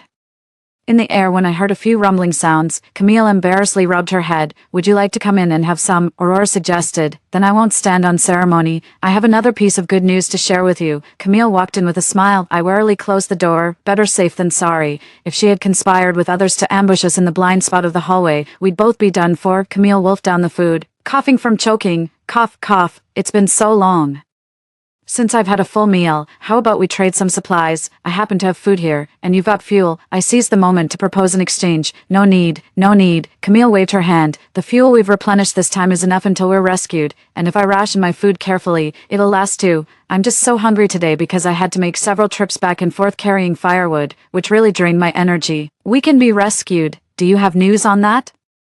Aurora exclaimed with joy. I finally managed to fix that broken satellite phone the night before last and got in touch with my parents. They pulled some strings and found out that meteorologists predict this snowstorm won't return after the current pause, and the disaster will end within half a month. Various departments have also started preparing rescue operations. That's why I said we need to use your rooftop. We have to create a conspicuous marker up there, otherwise the helicopters won't know there are survivors here when they come. Are meteorologists reliable? I hesitated a bit. Reliable, that's our family's most solid connection. Plus, the government has already taken action. If nothing unexpected happens, we should have power back within a couple of days. They wouldn't start repairing power lines on the third day of the snowstorm without being absolutely certain. We began searching for materials to make an SOS signal. This fabric is quite vibrant in color, just a bit small. Camille pulled out several pieces of purple fabric from the bottom of the suitcase. I silently took the fabric, which was the leftover scraps from the custom cheapao I had made for my mother originally. That cheapao was meant to be my mother's birthday gift, but she passed away. When I returned to my hometown, I burned the cheapao for her, leaving only these few remnants, such familiar patterns. Aurora stared at the fabric for a long time, as if suddenly remembering something. Maeve, the woman in my dream, was wearing clothes just like this. I was puzzled. What woman? It's that precognitive dream I had, where every time the two of us end up lying on the ground, a woman's voice would say, "Run, go, don't look at me, don't turn back, you must live on." I couldn't see the woman's face, only the hem of her skirt. She was wearing clothes made of this exact same fabric. The prophecy of the apocalypse was told to me by my mother. She wanted me to live well, yet I nearly chose to give up. I rubbed the small piece of fabric between my fingers as my vision gradually blurred with tears. Hey, why are you crying all of a sudden? Camille flusteredly searched for tissues for me. It's fine, let's go out and make markers together. I think these will work perfectly. Aurora picked up some light-colored bedsheets and nudged Camille toward the stairs. Aurora patted my shoulder. If something's upsetting you, just let it out. Don't keep it bottled up. Only my sobs remained in the room. They used red paint and fluorescent paint to write large SOS signs on both sides of the bedsheet, making it visible day and night. There happened to be a tall pole on the terrace, originally used to support the fan of a wind-solar hybrid power system. That power generation equipment had long been broken, so the pole became our flagpole. Camille went back after hanging the flag, and I gave her some pumpkins and chocolates in return. In the early hours of the next morning, snowflakes began to fall outside again. Fortunately, it wasn't the usual blizzard this time, lasting only a little over an hour before stopping. On the fifth day after the snow stopped, the power was finally restored. The temperature slowly rose to just over -30 degrees, and the snow accumulation downstairs seemed to have decreased slightly. The radio broadcast news that rescue operations had fully commenced. They would gradually dispatch helicopters to transport survivors to official bases, and all citizens were advised to stay alert. Aurora and I gathered and packed all the remaining food supplies at home, especially the chocolates and self-heating meals I had been reluctant to eat. These would remain precious resources for a long time to come. On the 22nd day after the snow stopped, Aurora and I roasted pumpkins at home. The small-sized kabocha squash had its central seed scooped out with a spoon, was cut into small pieces, and roasted with a bit of salted butter on the stove, resulting in an exceptionally sweet, powdery, and glutinous taste. After the meal, as I was about to wash the pots and dishes on the patio using snow water, I suddenly heard the roar of a helicopter in the sky. Waving my arms and shouting downstairs, I yelled, "Aurora, Aurora, a helicopter is coming, we're saved." After confirming the pilot had seen me, I hurried downstairs to put on warm clothes and grabbed my pre-packed backpack. Aurora went to fetch Camille, and the three of us boarded the helicopter, safely reaching the shelter base. The base was already stocked with ample food and fuel. Lying on the bed in my small room, I felt an unprecedented sense of security. I finally dreamed of my mother. In the dream, I walked a long distance with her before smiling and saying goodbye. Binhai City's population plummeted by 80%. Only 5 people from our entire neighborhood survived, besides our trio. The other 2 were a barbecue restaurant owner and a vendor specializing in slow-cooked soups, perfect for both fuel and ingredients. They had moved all their shop supplies home when the snow first started, thus surviving the disaster. After that, Binhai never experienced blizzards again, but severe floods emerged once the snow melted. After recuperating for a while, Aurora and I joined the rescue efforts alongside other survivors. In the train carriage heading north for relief work, I encountered Camille again. Camille sat down beside me. Feeling somewhat uncomfortable, I shifted slightly away. Now that transportation has been restored, why don't you go seek refuge with your parents? What's the point of taking refuge? I've been doing it for so long that I'm thoroughly sick of it. She paused, then added, Maeve, I know we had some conflicts before, but now, we're both starting from scratch, with no differences in family background. Smiling, she extended her hand to me. This time I want to compete with you fairly. Let's see who can save more people. Indeed, everything was starting from zero. I reached out and shook her hand. "I won't lose to you this time." The weather gradually returned to normal, social order was restored, and reconstruction began on houses collapsed by heavy snow across regions, with power and water systems repaired to their original state. By the time the disaster had completely ended and I returned to the apartment allocated by Binhai municipal government, it was already summer of 2025. While changing clothes after showering, I was startled by the residual heat on my garments. Why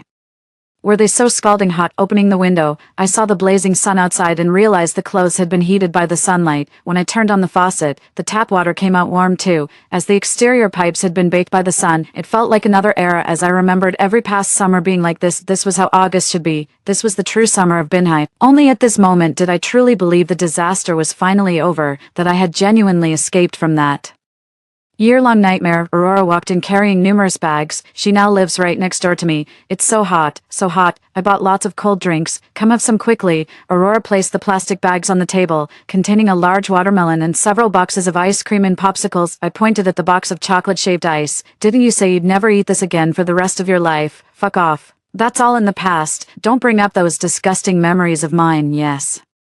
Everything is in the past now. The seasons no longer freeze in winter, time begins to flow, and all things will move forward, so will I."